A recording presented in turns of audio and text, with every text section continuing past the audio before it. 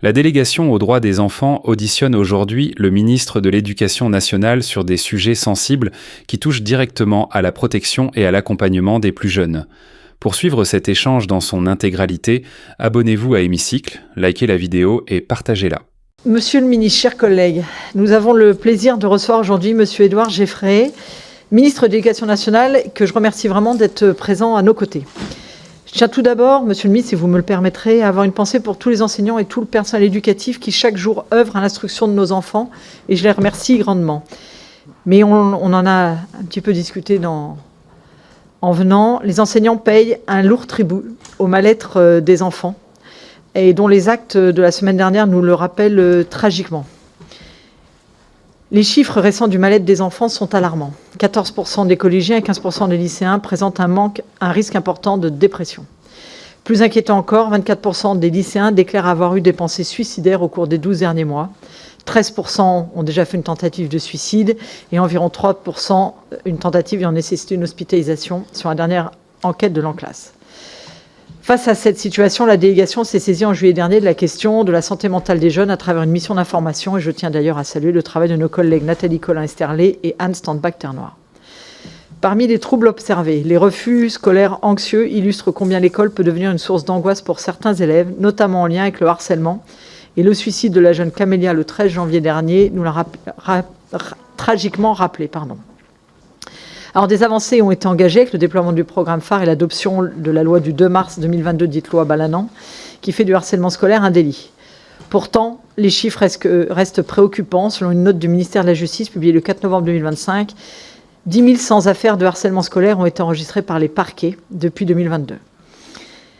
Bien sûr, on peut se demander quelles suites sont données, notamment à ces procédures, et quel lien vous avez avec l'éducation nationale et la justice sur ce type de plainte. Et puis vous, en tant que ministre, je pense qu'il faut qu'on passe à un acte nouveau sur le harcèlement, et j'aimerais vous entendre sur ce que vous souhaitez mettre en place pour mieux protéger les victimes. Et puis on le sait, on a voté notamment le fait qu'un élève harceleur puisse changer d'établissement. Ce n'est pas toujours utilisé. Avez-vous une vision de ce qui est fait ou pas sur ce changement d'établissement pour l'élève harceleur ?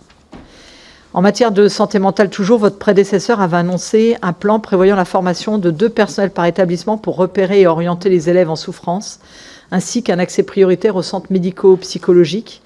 La délégation avait de son côté recommandé de renforcer la présence des infirmières à l'école avec un objectif d'une infirmière pour 800 élèves, contre en moyenne 1600 aujourd'hui. Pouvez-vous nous dire où vous en êtes de ce qui avait été annoncé par votre prédécesseur ? Qui sont ces éventuels personnels et comment ont-ils été formés ?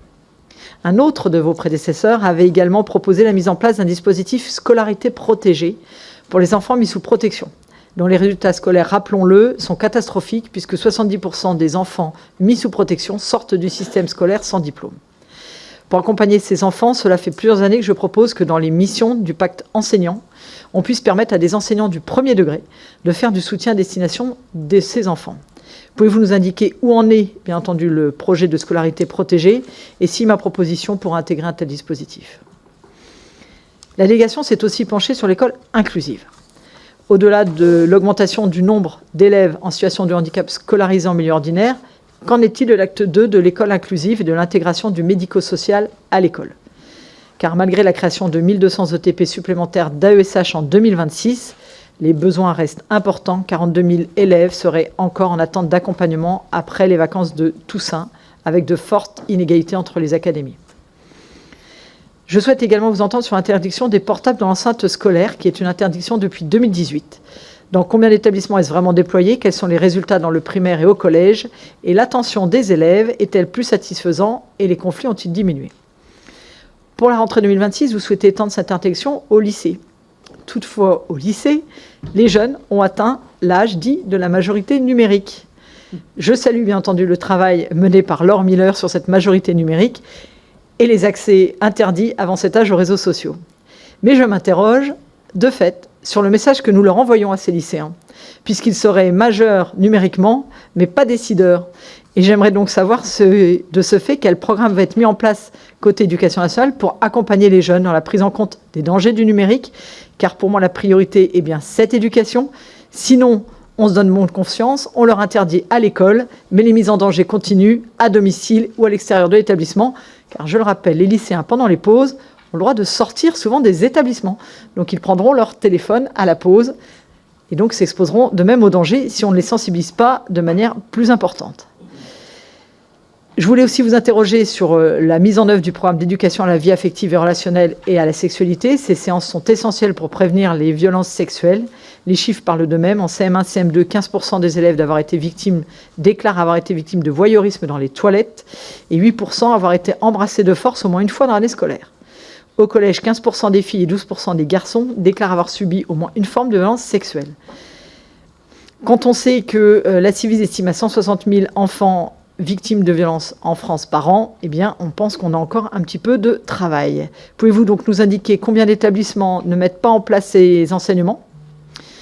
Et on sait qu'ils ne sont pas mis en place. Et ce que vous comptez faire pour y remédier ?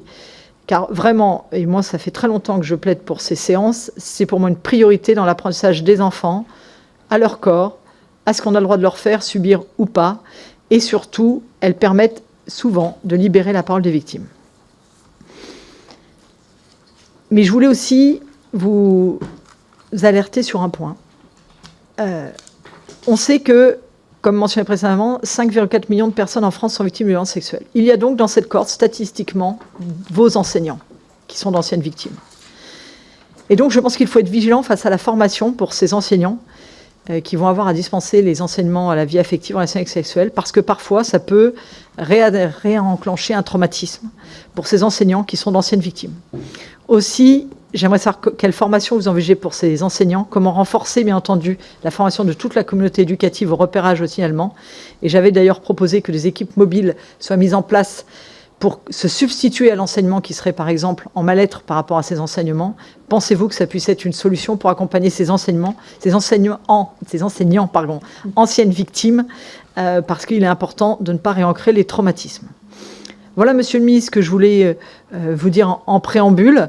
Je vous laisse la parole, bien sûr, pour un propos préliminaire, pour éventuellement répondre à ces premières questions. Et ensuite, nous passerons la parole aux membres de la délégation.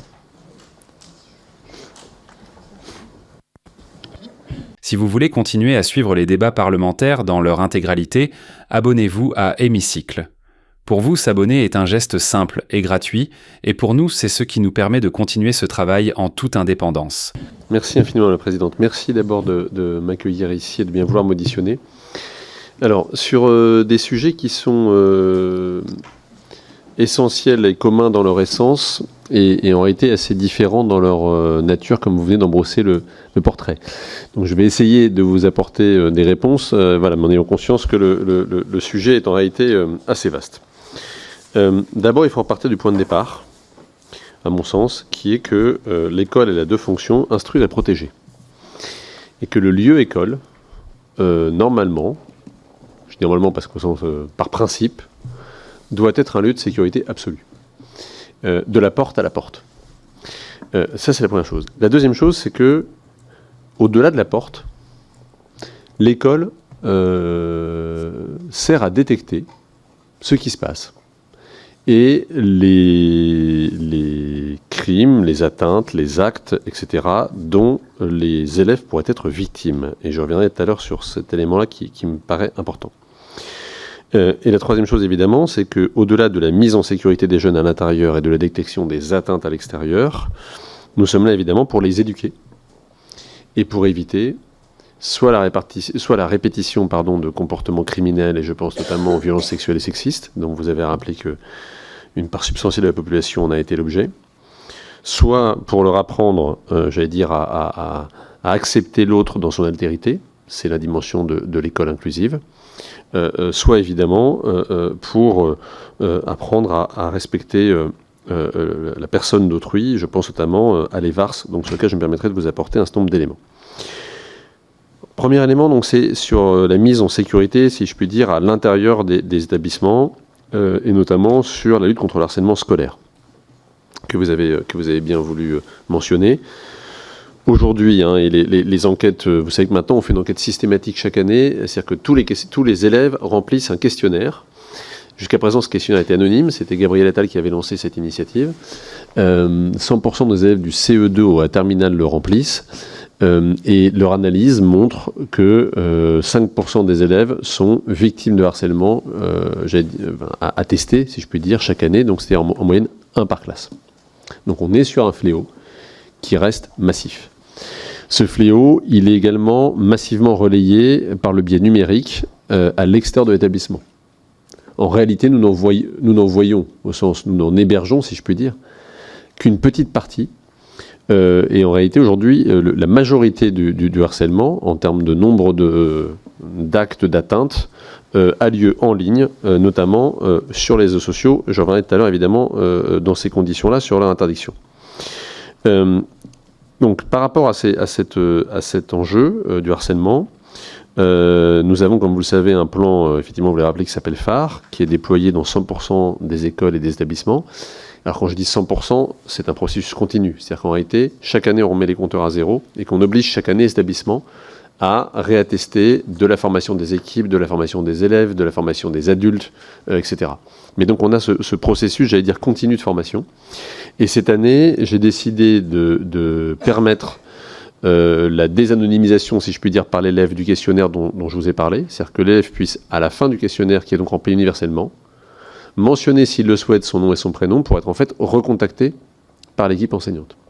Alors je n'ai pas actuellement les statistiques, puisque la DEP est en train de faire une étude précise sur ceux du mois de novembre, puisque c'est pas ce mois de novembre, donc je n'ai pas encore le recul, je ne sais pas quelle est la part d'élèves qui a rempli, mais l'idée c'était de transformer un document qui était un document, j'allais dire, initialement conçu comme un document permettant d'avoir une photographie de l'état du harcèlement dans l'établissement, en document d'appel au secours pour un élève qui le souhaitent. Et le gros avantage, c'est comme tous les élèves le passent dans des conditions, j'allais dire, identiques, il suffit de laisser son nom en bas à droite pour être rappelé. Et pour moi, c'est évidemment ça l'enjeu majeur, c'est de continuer à avoir cette politique de signalement possible par l'élève tous azimuts. Le deuxième élément, et tous azimuts, c'est qu'il puisse passer par différents biais, je pense notamment au 30-18, etc., mais je vais vite parce qu'on aura l'occasion d'en reparler. Le deuxième élément, évidemment, c'est la politique de sanctions. Vous avez mentionné les sanctions pénales. Vous avez parlé de 10 000 plaintes. On a eu déjà 600 de mémoire, je vous dis ça de mémoire, on a eu 600 affaires qui ont été instruites en la matière. Donc il y a une réponse pénale qui aujourd'hui existe. La réponse pénale, objectivement, ne fait pas tout, ni en termes d'éducation, ni en termes d'âge. Et donc l'un des enjeux pour nous, et notamment le premier degré, c'est de pouvoir évincer les élèves dont le comportement fait peser une menace sur la sécurité de leurs camarades. De manière intentionnelle, évidemment. Il y a eu, au total, plus de 300 élèves qui ont été changés d'école depuis l'adoption du décret donc, du 16 août 2023 jusqu'au mois d'octobre 2025. Je n'ai pas, on obtient les chiffres par trimestre, donc je n'ai pas encore ceux du trimestre décembre, janvier, février.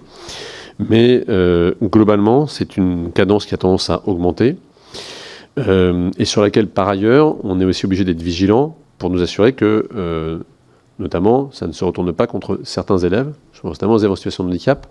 Donc ça ne doit pas être une mesure qui permet de résoudre un problème de comportement, c'est une mesure qui vise, c'est une mesure de sauvegarde en cas de harcèlement ou de menace sur la sécurité des camarades de manière intentionnelle. C'est important parce que quand on met en place des dispositifs de cette nature, c'est très facile de basculer, si je puis dire, du mauvais côté du dispositif. Et donc, on a cette vigilance, mais ça représente donc désormais, on sera probablement cette année sur un rythme de plusieurs centaines à nouveau de changements d'affectation. Donc ça, c'est pour le harcèlement, qui est évidemment au cœur de notre politique. Le deuxième sujet qui évidemment est important pour nous, c'est celui que vous avez mentionné, c'est la santé mentale.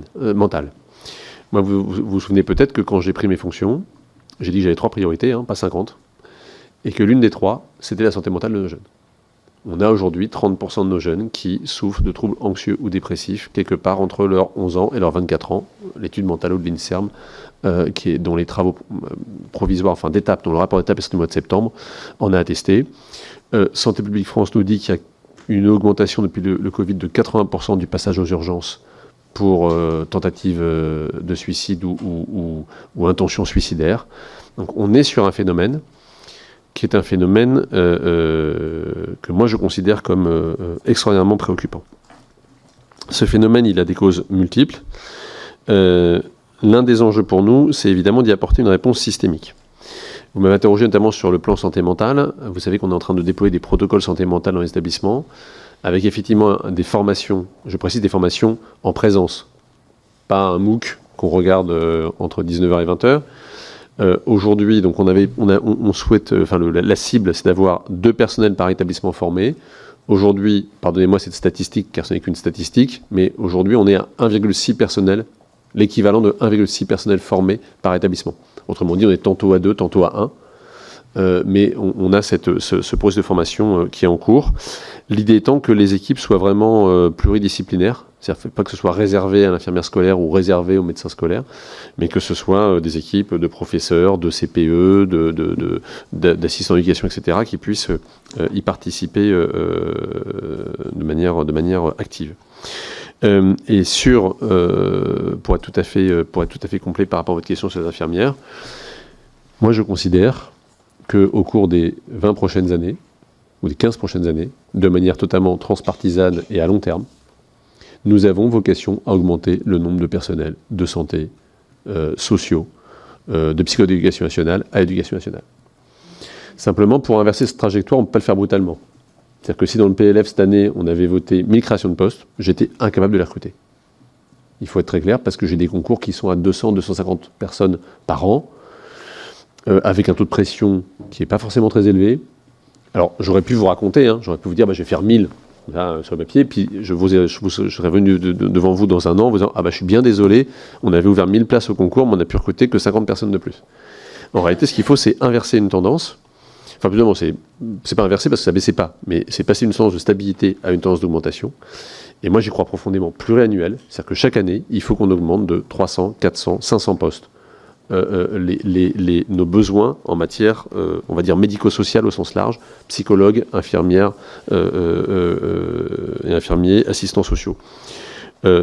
Sur le sujet des médecins, vous savez qu'on a un problème récurrent, c'est que la démographie médicale est ainsi faite que tant que nous ne verrons pas arriver les nouvelles générations plus nombreuses de médecins, vous m'accordez chaque année 1500 ETP en loi de finances, j'arrive à en pourvoir la moitié. Et de manière structurelle et durable. Donc là-dessus, c'est un problème. Mais pour le reste, donc voilà, très clairement ma tendance, la tendance que je vous soumets et que je crois nécessaire à long terme, c'est celle-ci. Sur les sujets, donc ça c'est vraiment sur la partie sécurité à l'intérieur des établissements. Donc deuxième aspect, c'est ce qui se passe autour. C'est-à-dire comment est-ce que nous détectons les actes, les crimes éventuellement, dont sont victimes nos élèves. J'aime bien insister là-dessus parce que chaque fois qu'il y a par définition un crime qui peut être commis à l'intérieur de l'institution scolaire ou en périscolaire, c'est évidemment ce qui retient l'attention, et pour cause, parce qu'on ne peut pas accepter sous quelque forme que ce soit qu'un enfant soit en danger au sein des murs de l'école. Mais je rappelle quand même que l'école est le premier émetteur d'informations préoccupantes et d'articles 40 chaque année. Avec une progression qui est extrêmement sensible, puisque les derniers éléments qu'on m'a donnés, j'en ai demandé confirmation parce que j'ai moi-même été surpris du chiffre, donc j'ai demandé confirmation, mais sous toute réserve, on serait passé de 50 000 informations préoccupantes article 40 il y a 2 ans à 80 000 l'année dernière. Donc l'école est un signaleur de situation préjudiciable aux enfants. Je dis préjudiciable parce que derrière les IP, il peut y avoir des réalités très différentes, de défaillances éducatives, de violences à la maison, etc. Donc nous sommes le premier émetteur. Et nous avons évidemment un enjeu majeur pour nous qui est que on a besoin à la fois de standardiser, si je puis dire, cette émission d'alerte, puisque jusqu'à présent il n'y avait aucun guide commun à l'éducation nationale. Donc il y a un guide qui est en train de sortir en ce moment même. Je dis en ce moment même parce que je ne sais plus si c'est aujourd'hui ou demain, mais enfin qui va être publié là dans les jours qui viennent. Et puis par ailleurs, nous avons évidemment l'enjeu ensuite d'accompagner, de prendre en charge les enfants qui font l'objet d'une protection particulière au titre de la protection judiciaire de la jeunesse. Il y avait ce matin même le comité stratégique de la protection judiciaire de la jeunesse qui était avec pas moins de 7 ministres et l'ensemble des partenaires qui est autour de la table. D'ailleurs avec la députée Miller que j'ai vue tout à l'heure, voilà, qui était là aussi. Où il faut reconnaître avec beaucoup d'humilité et puis de sévérité aussi, qu'on n'est pas encore à la maille dans la façon dont nous accompagnons, en ce qui me concerne, la scolarité de ces jeunes, plus généralement ces jeunes. Sur la scolarité de ces jeunes, sortira notamment jeudi le cadre scolarité protégée, que vous avez mentionné tout à l'heure, puisque je vais signer et publier ce jeudi une circulaire sur la scolarité protégée, qui vise à permettre à ce que le DAZEN et ses services assurent un suivi individuel de la scolarité des jeunes confiés à l'ASE, pour faire en sorte, si vous me permettez l'expression, que les éventuelles ruptures dans l'accompagnement familial ou social, parce que vous savez qu'il y a des changements réguliers de foyers, de familles d'accueil, etc., restent autant que possible sans incidence en termes de continuité du parcours scolaire. Ça, c'est la première chose. La deuxième chose, c'est qu'ils aient un appui scolaire spécifique. Alors, je ne dis pas forcément le pacte, parce que je ne sais pas quel outil qu'il faut mobiliser ensuite. Il y a plusieurs remèdes, mais enfin, en tout cas, il y a bien l'idée d'un outil spécifique en termes d'appui à la scolarité. Et puis, le troisième élément, c'est aussi un appui à l'orientation, puisque vous savez que ces jeunes, pour des raisons évidentes de fractures profondes, de blessures profondes, et notamment en termes d'estime de soi et de confiance en soi, sont des jeunes qui, globalement, sont dont une minorité arrive au baccalauréat et dont très très peu font des études supérieures. Et donc on a besoin d'accompagner ça aussi. C'est un processus global dont on s'est collectivement emparé, et il y a évidemment une loi qui viendra conforter cela, qui est actuellement portée par Gérald Darmanin et par Stéphanie Ritz. Sur ensuite la dimension, j'allais dire, d'accompagnement de nos élèves et notamment numérique. Vous avez mentionné, Madame la Présidente, la question du portable, sur lequel je vais me permettre de revenir. Il est attesté scientifiquement et de manière universelle que la consommation, que l'état psychique des élèves se détériore à due proportion de leur consommation d'écran. Et c'est mécanique. C'est-à-dire que c'est quasiment deux courbes parallèles. Plus vous consommez des écrans, plus votre situation psychique se dégrade. Quand on regarde, évidemment au-delà d'un certain seuil, pas quelques minutes par jour, mais au-delà d'un certain seuil, c'est très net. L'étude de l'INSERM que je mentionnais tout à l'heure, Mentalo, qui disait qu'il y avait un jeune sur 3 qui était aujourd'hui en situation de troubles anxieux ou dépressifs, révèle qu'on monte à 60% pour les jeunes qui passent plus de 6 ou 7 heures par jour sur un écran, et singulièrement sur les réseaux sociaux. Donc il y a effectivement dans ce cadre-là deux mesures. Je ne reviens pas sur l'interdiction des réseaux sociaux aux moins de 15 ans, dont je suis un fervent partisan et qui a fait l'objet de discussions parlementaires récentes. Et puis vous m'avez interrogé, donc je vais revenir dessus, sur l'interdiction du portable au lycée. Moi, je ne crois pas du tout que l'interdiction du portable au lycée soit contradictoire avec la majorité numérique à 15 ans. Et donc je me permets peut-être de me dissocier de votre appréciation. Parce que pour moi, en fait, c'est pas une question de majorité, c'est une question, c'est pas une question de maturité d'utilisation, c'est une question de conditions et de lieu d'utilisation. Moi, je considère qu'on a deux enjeux. Le premier, c'est limiter l'exposition aux écrans. Et le deuxième, c'est de faire en sorte que le temps de l'apprentissage soit pas pollué par le temps d'écran. On a un enjeu de santé publique. C'est-à-dire qu'aujourd'hui, c'est une quasi-addiction. De fait, pour un certain nombre de jeunes. On a un enjeu cognitif. C'est qu'aujourd'hui, l'exposition aux écrans a un impact très direct, et là aussi très documenté, sur les facultés de concentration et de mémorisation des jeunes.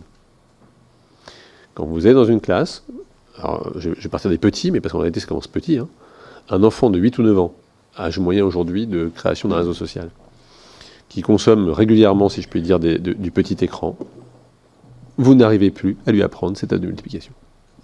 C'est aussi simple que ça.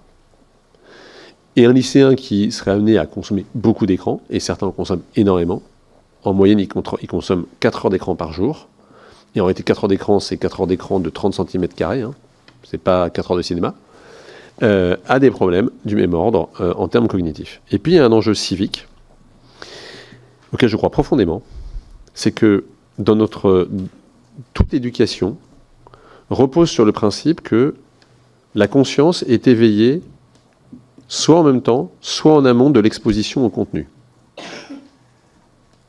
J'éveille la conscience d'un enfant au danger, je lui fais découvrir le danger, et parce qu'il a conscience du danger, ensuite je peux l'y exposer. j'ai plus besoin de mettre des protections dans les prises le jour où il a compris que c'était dangereux. Mais j'éveille d'abord sa conscience sur le fait que c'est dangereux. Et ensuite, je retire la protection. Aujourd'hui, nous sommes dans un univers où nos jeunes sont exposés au contenu avant la conscience. Il y a une inversion complète du système. C'est-à-dire qu'ils sont exposés à des contenus nombreux, violents, parfois faux, etc., et même souvent mensongers, générés par IA, etc., sans qu'on ait eu le temps de construire complètement la conscience sur le sujet. Et donc tout l'enjeu pour nous, c'est de faire en sorte que la conscience reprécède les contenus et qu'on limite l'exposition. Dans ce cadre-là, donc j'arrive au sujet des lycéens, mais parce qu'il me tient à cœur. Moi, il ne s'agit pas pour moi d'interdire aux lycéens, en tant que jeunes, le téléphone portable. Il s'agit simplement de dire que le temps des apprentissages, le temps du lycée, c'est pas le temps du téléphone.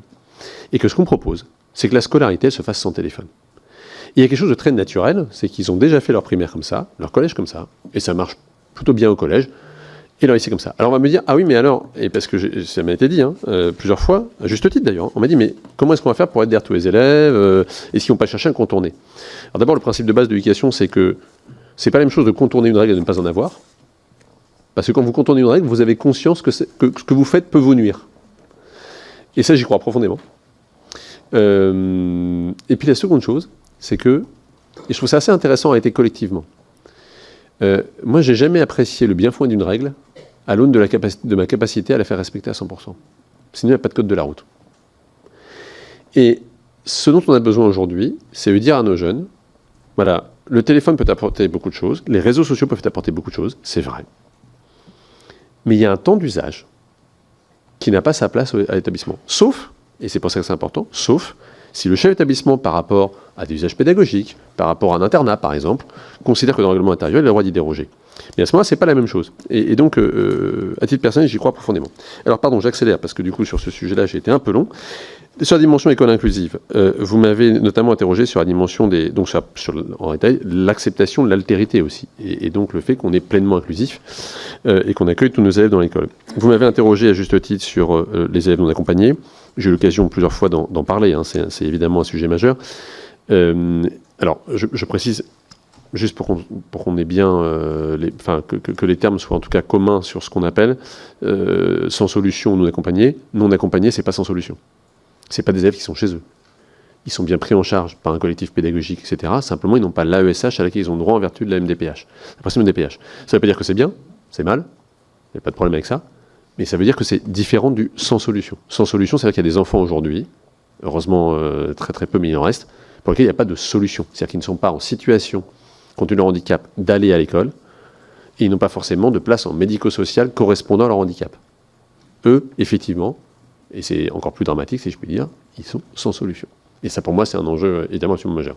Sur l'accompagnement des enfants en situation de handicap nécessitant une présence d'aide humaine, une aide humaine, j'ai été amené à le dire tout à l'heure aux questions du gouvernement, donc je n'y reviens pas trop longtemps, et puis on aura l'occasion d'en reparler.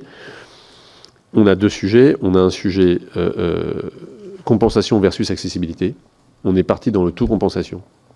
Mais là aussi, je crois qu'il y a une assez grande unanimité en fait, de tous les acteurs de l'écosystème pour dire qu'on est probablement aller trop loin. Alors, non pas qu'il ne faudrait pas d'aide humaine et que ça joue pas un rôle essentiel, c'est pas mon propos. Mais simplement, le risque, qui vous est, c'est de finir par, externaliser l'école inclusive à l'intérieur de l'école. Il y a un handicap, je transfère à l'ESH. C'est pas ça l'école inclusive. L'école inclusive, c'est, il y a un enfant qui a des besoins particuliers du fait de son handicap, on va adapter les modalités pratiques, les modalités matérielles, les modalités pédagogiques, et s'il a besoin d'être accompagné vers l'autonomie, parce que le but, c'est quand même bien l'autonomie, par un accompagnant, alors il va y avoir une aide humaine dont l'unique vocation est de l'amener à l'autonomie. Et aujourd'hui, on a clairement besoin de trouver cet équilibre et de retravailler l'accessibilité. C'est ce qu'on fait notamment dans le cadre des pôles d'appui à la scolarisation, dont on aura l'occasion de parler tout à l'heure. Dernier point, en essayant de répondre en même temps à vos questions, et pardon, sur la dimension, respect de la personne et de l'intégrité de la personne physique, et notamment en lien avec les violences sexuelles et sexistes. Alors, d'abord, donc, comme vous l'avez dit, l'éducation à la vie sexuelle, relationnelle et affective, ou à la vie relationnelle et sexuelle, selon les différents items, les VARS, pour faire simple, est désormais un programme. C'est un programme d'enseignement. qui est donc assurée par des enseignants. Et on a formé d'ores et déjà, de mémoire, plusieurs dizaines de milliers de professeurs, avec un investissement qui représente une centaine de millions d'euros, pour qu'ils puissent assurer les VARS. On a procédé à une enquête. Alors ce n'est qu'une enquête, certes, mais on a procédé à une enquête auprès de tous les collèges, de tous les établissements et de tous les lycées. Au 31 décembre, la part d'élèves qui avaient bénéficié d'au moins une séance des VARS, donc une des trois, au moins une au 31 décembre, était de 66% dans les écoles, de 48% dans les collèges et de 35% dans les lycées publics. Dans le privé, cette part se montait à 65% des écoles, 58% des collèges et 46% des lycées. Donc 10 points de plus au niveau des collèges et des lycées, dans le privé que dans le public, ceci d'ailleurs pouvant être lié aux différents contrôles qui ont été effectués en la matière. Donc les VARS se déploient. L'enjeu pour moi, c'est de faire en sorte qu'il y ait bien 100% des 3 séances d'ici la fin de l'année. On sait qu'elle s'est déployée dans ces proportions-là à raison d'une première séance avant le 31 décembre. L'enjeu, c'est bien qu'on arrive à 100% de la couverture. Et donc, c'est quelque chose qu'on va continuer à porter auprès des chefs d'établissement, et notamment en fonction des retours, en concentrant, si je puis dire, l'effort vers les établissements qui sont les moins engagés pour l'instant. Donc, ça se met quand même, il faut le savoir, il faut quand même l'avoir à l'esprit, hein, ça se met globalement assez massivement en place. Deuxièmement, je souscris totalement à ce que vous avez dit, et ça me fait permettre de faire le lien avec le VSS. Les VARS est un élément... Enfin, moi, je ne sais pas comment on fait pour contester les VARS quand on a en moyenne 1 ou 2 élèves par classe qui ont été victimes de violences sexuelles, notamment intrafamiliales, à 80-85%. Parce que tout l'enjeu derrière, c'est la protection du corps, la prise de conscience du consentement, le respect dû à la personne humaine et singulièrement, puisque dans les violences sexuelles, on sait que c'est singulièrement des jeunes filles puis des jeunes femmes. Et donc, moi j'y tiens, pardonnez-moi l'expression, mais mordicus. On fera les 100%, dans le public comme dans le privé sous contrat, des séances VARS, et c'est pas négociable, et c'est pas amendable, et c'est pas discutable. Tout simplement parce que moi je n'admets pas l'idée que j'ai aujourd'hui des enfants ou des jeunes qui soient victimes de ces violences. Donc très clairement, là-dessus, il faut qu'on soit très au point. Alors, vous me posez une question, à vrai dire, à laquelle je n'ai pas de réponse. Ce qui m'arrive pas toujours, mais en l'occurrence, dont je prends complètement la dimension. Je n'ai pas de réponse parce qu'en réalité, je ne sais pas ce qui a été fait spécifiquement dans la matière, et donc du coup, je m'engage à l'intégrer dans nos réflexions. C'est la question de la formation de professeurs, d'enseignants, qui auraient pu être eux-mêmes victimes d'actes criminels. Il faut qu'on y fasse extrêmement attention. Je partage entièrement ce que vous dites, parce que toute exposition soit à des faits, soit à la transmission d'une éducation à la matière, évidemment, peut rouvrir des plaies, en réalité restées profondes, même si elles peuvent être cicatrisées en apparence. Et donc, il faut qu'on soit extrêmement attentif, de ce point de vue-là, à la santé, j'allais dire, physique et psychique de nos personnels. Alors, je ne sais pas si dans le cadre des formations, il y a un dispositif, par exemple, permettant de signaler en fin de séance qu'on a été soi-même exposé, qu'éventuellement on aurait besoin d'un temps de parole, etc. Mais si ce n'est pas le cas, il faut qu'on y travaille. Mais j'avoue que je ne le sais pas. Donc je vais regarder, mais quoi qu'il arrive, la réflexion est éminemment essentielle. Et donc je prends le point et je vais voir comment on peut l'intégrer, y compris par rapport aux équipes de soutien psychologique, académique, etc., qui peuvent être amenées à le faire. De manière générale d'ailleurs, l'un des enjeux pour moi, c'est que dans les protocoles de signalement, qu'on ait soi-même été victime ou pas, accueillir la première parole d'un enfant qui a été victime de violence sexuelle, si vous permettez l'expression, l'encaisser, la restituer pour faire un signalement, c'est humainement extrêmement difficile, quelle que soit la personne qui est amenée à entendre cette parole, à la dénoncer, la restituer pour dénoncer les faits, pas la parole, mais pour dénoncer les faits. Et donc, il faut qu'on ait une vigilance en termes d'accompagnement psychologique de nos personnels très importante là-dessus. Et donc, c'est un point que je m'engage à regarder sur le fond et à travailler, évidemment. Voilà, pardon d'avoir été un peu long, mais comme les champs étaient divers et vos questions variées, j'espère y avoir répondu. Merci beaucoup. Ce que je vous propose, c'est que je vais faire passer déjà une personne par groupe. Et puis après, on verra pour la question suivante. Madame Dubré-Chirat. Merci Madame la Présidente, merci Monsieur le Ministre pour vos propos. Alors mes questions recoupaient celles de la Présidente, donc je vais juste compléter, comme ça ce sera plus court, sur la formation des personnels référents dans les établissements pour améliorer le repérage des troubles anxieux. Est-ce que en fait c'est pas quand même quelque chose qui est une formation qui est sur un temps long, alors qu'on constate qu'on a une augmentation significative des besoins et en face une courbe, je dirais, inversement proportionnelle des professionnels de santé. Pour avoir fait une mission sur la santé mentale et une commission d'enquête dans laquelle on avait eu l'occasion de vous auditionner, je pense qu'il y a deux temps dans cet accompagnement, en tous les cas, sur la santé mentale des jeunes, le temps long et puis le temps de l'immédiateté. D'autre part, il me semble qu'il serait intéressant de concentrer les moyens sur le personnel médico-social dont vous parliez, qui lui est déjà formé, qui est déjà sur place et qui permet un repérage et une orientation plus aisée. Sur la deuxième question, c'est sur effectivement le portable. On voit que dans les établissements, il y a quand même un frein à mettre de côté le portable avec l'excuse de demande de moyens, que je trouve être quelquefois un peu exagéré dans la mesure où on peut très bien utiliser, je dirais, des caisses par école pour mettre les portables, sachant qu'on a un impact aussi chez les jeunes sur les relations sociales. Et on s'aperçoit que quand on enlève le portable, ils arrivent à échanger davantage et à pouvoir avoir plus de relations que ce qu'ils n'ont autrement, puisqu'ils sont les uns à côté des autres avec le portable à la main. La troisième interrogation, c'est sur le handicap. Vous avez parlé effectivement des aides qui sont souvent l'aide humaine avant l'aide technique ou qui vise à l'autonomie. Et du coup, on a une demande extrêmement importante, même si en parallèle, on a aussi des besoins qui sont plus conséquents, puisque des handicaps qui sont plus importants. J'avais une question sur la possibilité de la portabilité des besoins des élèves. On a voté ça pour les jeunes en ESAT.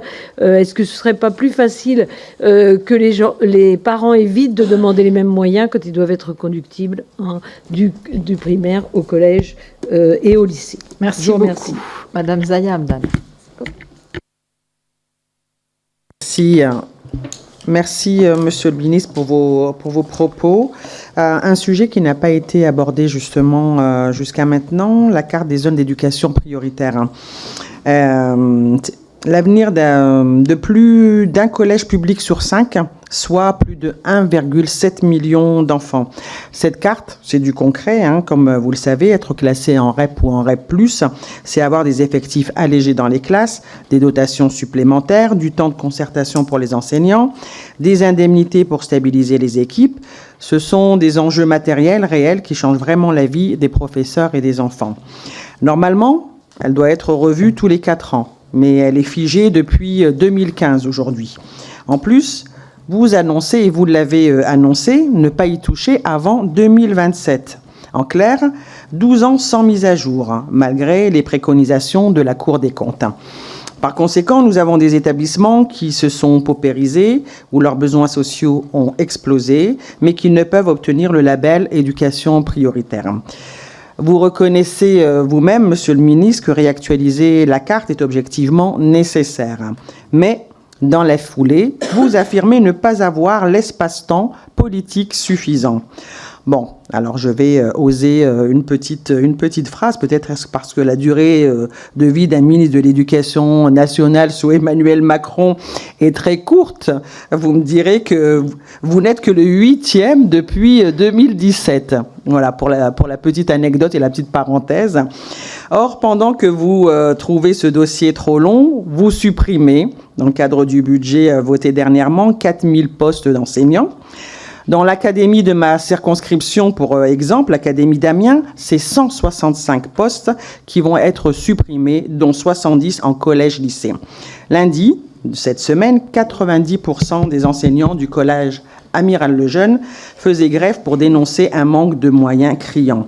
Donc, entre le gel de la carte et la baisse des effectifs, quelle place reste-t-il pour une politique éducative solide? Parce que les contrats locaux d'accompagnement ou les territoires éducatifs ruraux que vous avez mis en place, je pense, de mon point de vue, ne sont que des mesures d'urgence. Merci. Et elles ne peuvent se substituer à un vrai cadre protecteur. Je pose juste la question, donc en restant ainsi immobile sur la révision de cette carte, un dispositif aussi élémentaire, comme je le disais, qui concerne 1,7 million d'enfants, n'avouez-vous pas, au fond, l'échec des politiques d'éducation et d'éducation prioritaire menées depuis des années? Merci madame. Beaucoup.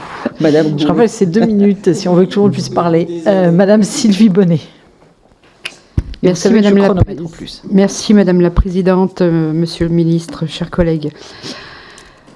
Alors, j'ai 2 questions. Dans quelles mesures concrètes allez-vous mettre en place pour renforcer les moyens humains et matériels dédiés à l'inclusion dans les écoles rurales, et je dis bien rurales, où les équipes éducatives manquent souvent de ressources pour accueillir tous les élèves dans de bonnes conditions et surtout de garantir une inclusion réelle et non simplement déclarative.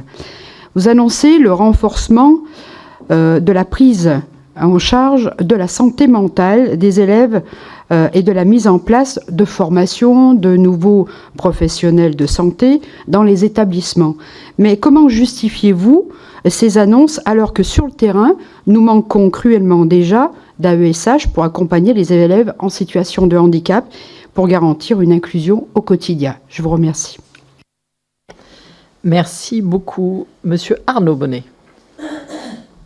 Merci Madame la Présidente, Monsieur le Ministre. Alors d'abord des petites incises, sujet de la pression scolaire accentuée lors des dernières réformes, notamment celle du lycée, sur l'état mental de nos jeunes et de nos enfants. On n'est pas anecdotique dans les états anxieux ou dépressifs et le sujet ne cesse de s'accentuer. C'est bien la pédopsychiatrie qui alerte sur le sujet par les constats lors de leur suivi actuellement. Et donc ça, c'est un premier sujet. Deuxième sujet, et ça c'est une alerte que je fais à chaque fois systématiquement, la société a trop tendance à faire porter la charge de ces dysfonctionnements sur les enseignants, que par ailleurs elle déconsidère de plus en plus. Donc faisons attention aux éducations A. C'est l'ensemble de notre société qui doit s'emparer des sujets, notamment le téléphone, bien sûr. Mais mon sujet, c'était plus particulièrement par rapport au retour de l'affaire Betaram, la vague de libération de la parole qu'elle a entraînée sur la violence des enfants, celle des établissements privés, notamment, mais pas que. Illustre à quel point l'État en général et le ministère de l'Éducation nationale en particulier ont failli dans leur mission de protéger les enfants, absence de contrôle régulier, ignorance des institutions publiques face au signalement, etc. Et donc, ces violences structurelles ont pu perdurer et prospérer. Il y a donc un sujet de l'indépendance de l'inspection sur place, très majoritairement, à mon sens, et ça nécessite des personnels, même s'il y a eu quelques annonces qui sont, pour moi, très insuffisantes. Et le sujet, bien sûr, vous en avez parlé, donc on se rejoint, des informations préoccupantes qui se multiplient et qui s'entassent. Évidemment, on a besoin que ces données soient objectivées pour pouvoir discuter sereinement ensemble et pouvoir avoir des considérations et que les enseignants eux-mêmes qui signalent ou les personnels qui signalent, je le redis à chaque fois, ils ont une nécessité aussi d'avoir un retour sur leur signalement, qu'ils sachent que c'est pris en compte. Parce que ce n'est pas systématiquement fait, c'est quelque chose, je pense, d'important pour le bien-être des personnels, de savoir que lorsqu'ils font des alertes, c'est réellement pris en compte. Et donc, je finis juste un tout petit bout. L'école, c'est un temps de l'enfance et de la jeunesse, mais ce n'est qu'un temps de l'enfance. Je pense qu'il faut qu'on change aussi de modèle et que la considération de l'éducation nationale rentre dans ce temps de l'enfance et non pas l'inverse. Merci beaucoup, Monsieur Bonnet. Madame Piron. Merci Madame la Présidente. Monsieur le Ministre, je souhaite vous interroger sur la question de la non-scolarisation des enfants, un angle mort préoccupant de nos politiques éducatives, alors même qu'il touche directement aux droits fondamentaux de l'enfant. Lors de l'examen du PLF pour 2026, j'avais proposé la création d'un observatoire national de la non-scolarisation, afin de disposer enfin de données consolidées, partagées et suivies dans le temps. Or, cette proposition ne semble pas figurer dans le texte retenu à l'issue du 49.3, bien que voté en commission. Je le regrette. Cette problématique est particulièrement aiguë dans les territoires ultramarins où la scolarisation n'est pas toujours suffisamment contrôlée, faute d'outils, de coordination ou de moyens. mais elle se pose également en métropole, notamment depuis la réforme de l'instruction en famille.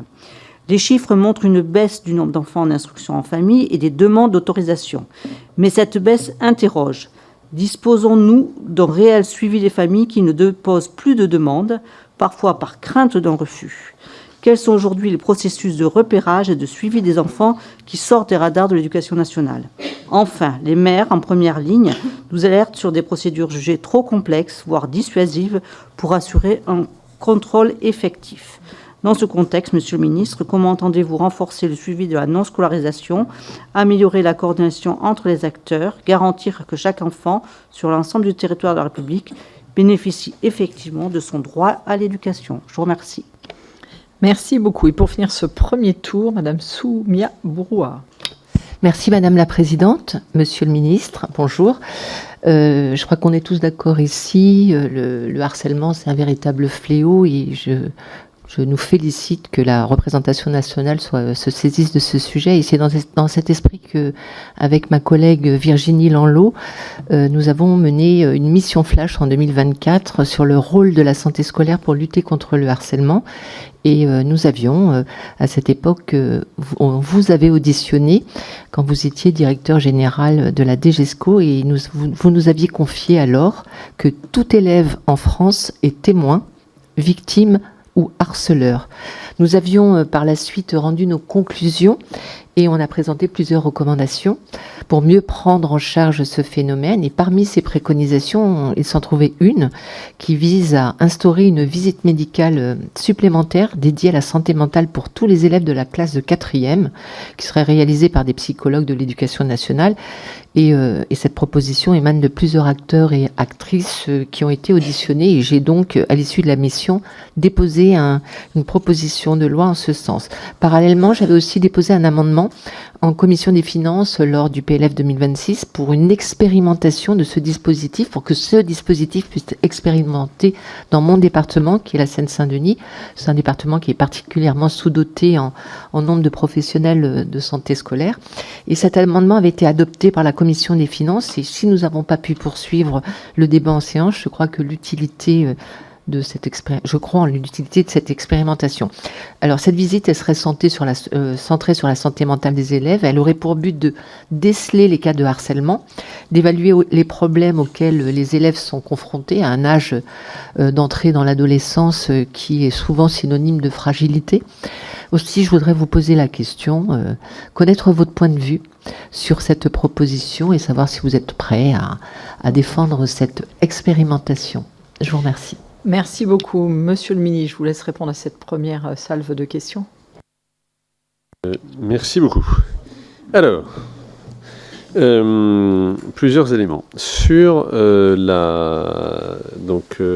Madame la députée Chira, sur donc la question de la formation aux troubles anxieux et de son caractère suffisant, je suis tout à fait d'accord avec vous pour dire qu'il y a deux temps, en réalité. La difficulté étant qu'il faut qu'on arrive à travailler sur les deux temps à la fois.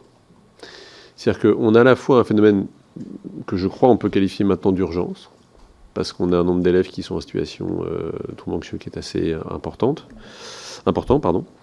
D'où le fait qu'on a déjà donc formé un nouveau 1,6, mais enfin voilà, d'où le fait qu'on a la cible de former 2 personnels immédiatement, et que par ailleurs on a mis en place pour le coup plutôt des formations qui sont celles-ci majoritairement en ligne sur le repérage entre guillemets des signes précoces et qui sont accessibles à tous les professeurs. Donc ça c'est le premier sujet.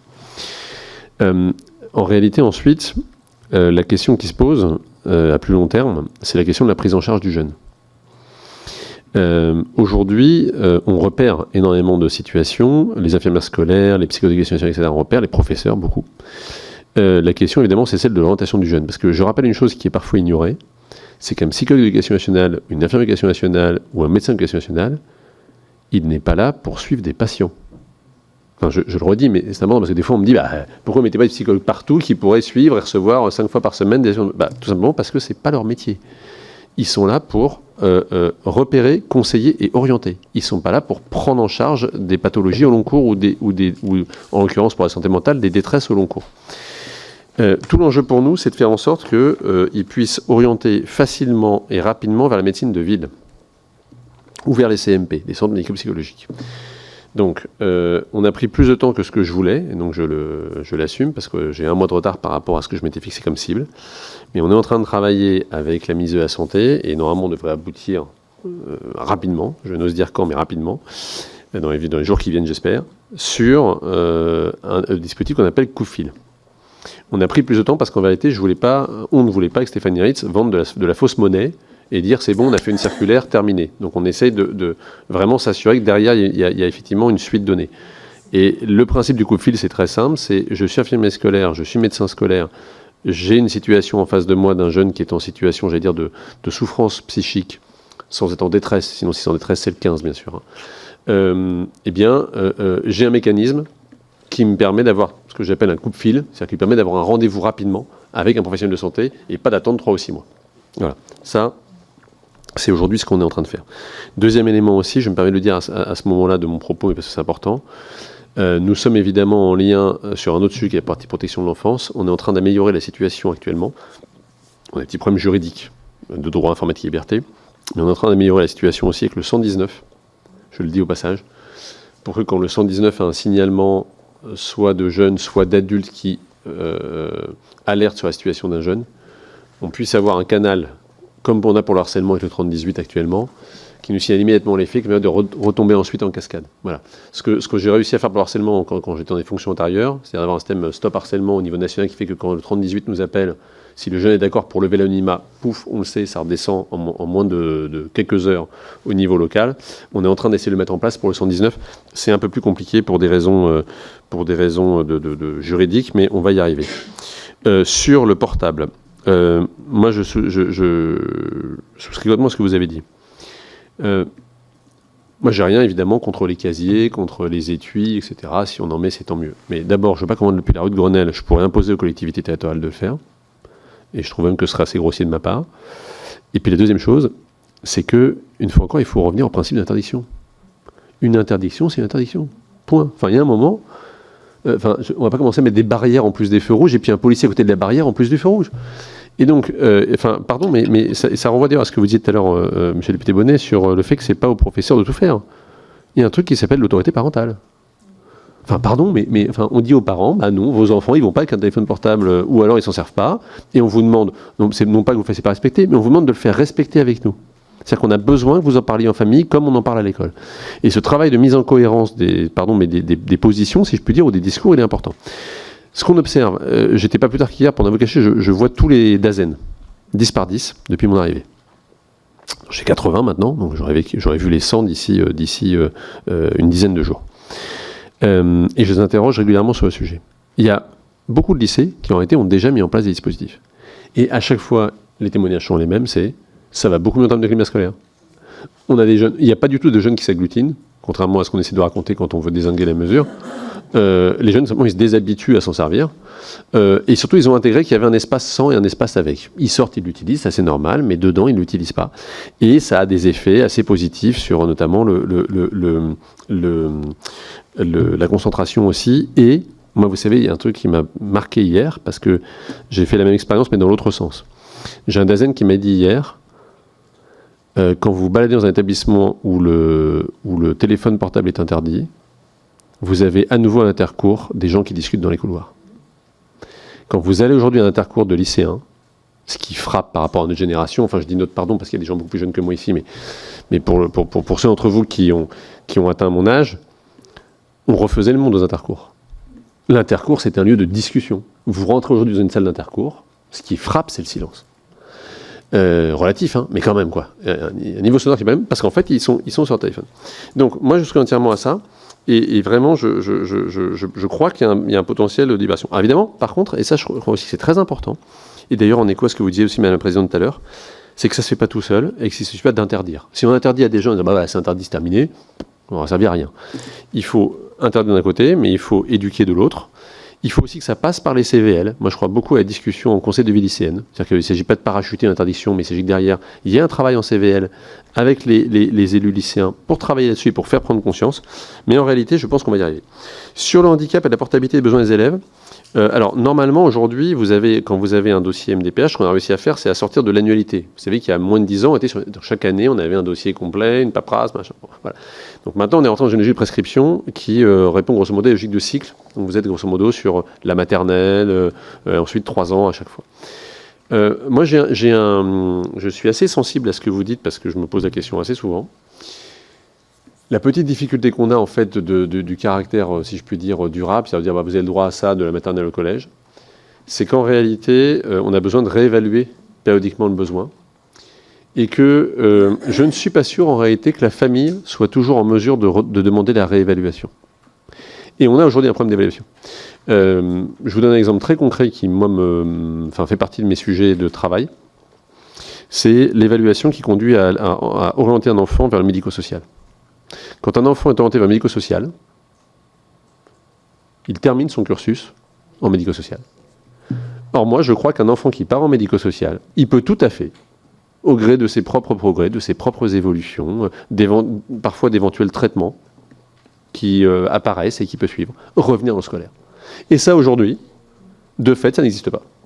Et donc, il faut qu'on ait un processus d'évaluation beaucoup plus fluide. Et pour moi, ça, c'est quelque chose d'absolument fondamental, qui permette effectivement la fluidité, en réalité, d'un seul parcours. J'ai un parcours d'élève, je peux être amené à en passer une partie dans le médico-social compte tenu de mon handicap, mais voilà. Donc, j'ai cette tension. Madame la députée Hamdan, sur la carte d'éducation prioritaire. Bon. Alors, j'en ai parlé souvent, donc je vais être assez concis. La carte n'est plus à jour, oui. J'ai aujourd'hui des écoles parisiennes, des réseaux parisiens dont l'IPS est à 110, et dont je ne doute pas d'ailleurs que vous nous soutiendrez tous le jour où il faudra les retirer de la carte d'éducation prioritaire, et que personne ne s'en plaindra. Naturellement, puisqu'ils ont un IPS à 110. Voilà. Non, mais je le dis par avance, parce que je le dis pour mes successeurs, je suis content de savoir que tout le monde les soutiendra pour dire qu'un IPS à 110 sort de l'éducation prioritaire et qu'il n'y a pas besoin de se plaindre. J'ai à l'inverse d'établissements qui aujourd'hui, soit se sont paupérisés, soit historiquement ont fait l'objet de refus local d'intégration d'éducation prioritaire. C'est pas qu'on voulait pas les y mettre, c'est qu'on a dit non parce qu'on voulait pas qu'il y ait des effets de stigmatisation, etc., et parce qu'on voulait pas parfois classer toute une commune en éducation prioritaire, etc. Bon, en tout cas, ma carte, elle est périmée, en partie seulement. Malheureusement, j'aurais presque envie de vous dire si elle est entièrement périmée, ce serait bon signe, mais elle est en réalité, enfin bon signe pour ceux qui en seraient sortis. Elle est périmée en partie. Bon, voilà, ça c'est clair. Quand vous révisez une carte, vous avez plusieurs mécanismes à mettre en place. D'abord, il faut identifier, faire un travail sur les critères. Or, les critères qu'on avait à l'époque, ils sont regardés unanimement aujourd'hui comme périmés. Vous avez un travail sur, par conséquent, un travail avec les collectivités territoriales pour les déterminer, parce qu'évidemment, on ne fait pas ça tout seul. Moi, je pars du principe que les collectivités locales sont les partenaires absolus de l'école. Donc, je ne veux pas dire une collectivité locale, plouf, on sort, ou plouf, on rentre. Il faut qu'on ait ce dialogue-là, fois 1000 réseaux d'éducation prioritaire. Pas tout à fait neutre. Et il faut surtout que mes professeurs, que l'évolution de la carte soit suffisamment en amont pour que les professeurs qui le souhaitent puissent, le cas échéant, en tirer les conséquences en termes de mouvement. Soit pour demander une éducation prioritaire, soit pour demander à en sortir. Le mouvement interacadémique, les inscriptions, les inscriptions pour le mouvement inter puis intra, elles commencent au mois de novembre. Ça veut dire que le temps de discuter, et de mettre en place, il faudrait grosso modo que je puisse m'y mettre avec les nouvelles équipes municipales à partir du début du mois d'avril et que j'ai grosso modo terminé à la rentrée, dont 2 mois d'été. Personne n'a jamais fait ça sur du système éducatif. Depuis que l'éducation prioritaire existe, il a toujours fallu entre 15 et 18 mois. Deuxième possibilité, c'est de me dire, c'est pas grave, je fais une carte qui s'impose en septembre 2027. Je fais une carte qui est à jour en septembre 2027, mais qui ne s'appliquera qu'en septembre 2028, le temps qu'il y ait un mouvement entre les deux. Et là, j'ai un deuxième problème, c'est que démocratiquement, et il se trouve que je suis assez démocrate, j'ai du mal à imposer à une élection présidentielle, aux échéances qui vont intervenir au printemps 2027, l'idée qu'il y aurait une carte qui aurait déjà été figée. Parce que traditionnellement, toutes les élections présidentielles depuis les années 80 ont donné lieu à un débat important sur l'éducation prioritaire. Et je trouve que je ne peux pas préempter ce débat en gelant une carte qui conditionnera ensuite tous les mouvements des professeurs. En réalité, ça reviendrait à m'asseoir sur les choix retenus dans ce cadre. Et donc, pour aller très vite au but, ce que je vais faire, je l'ai dit aux organisations syndicales, c'est que je vais travailler avec elles, déjà sur les critères, les modalités de critérisation et leurs conséquences.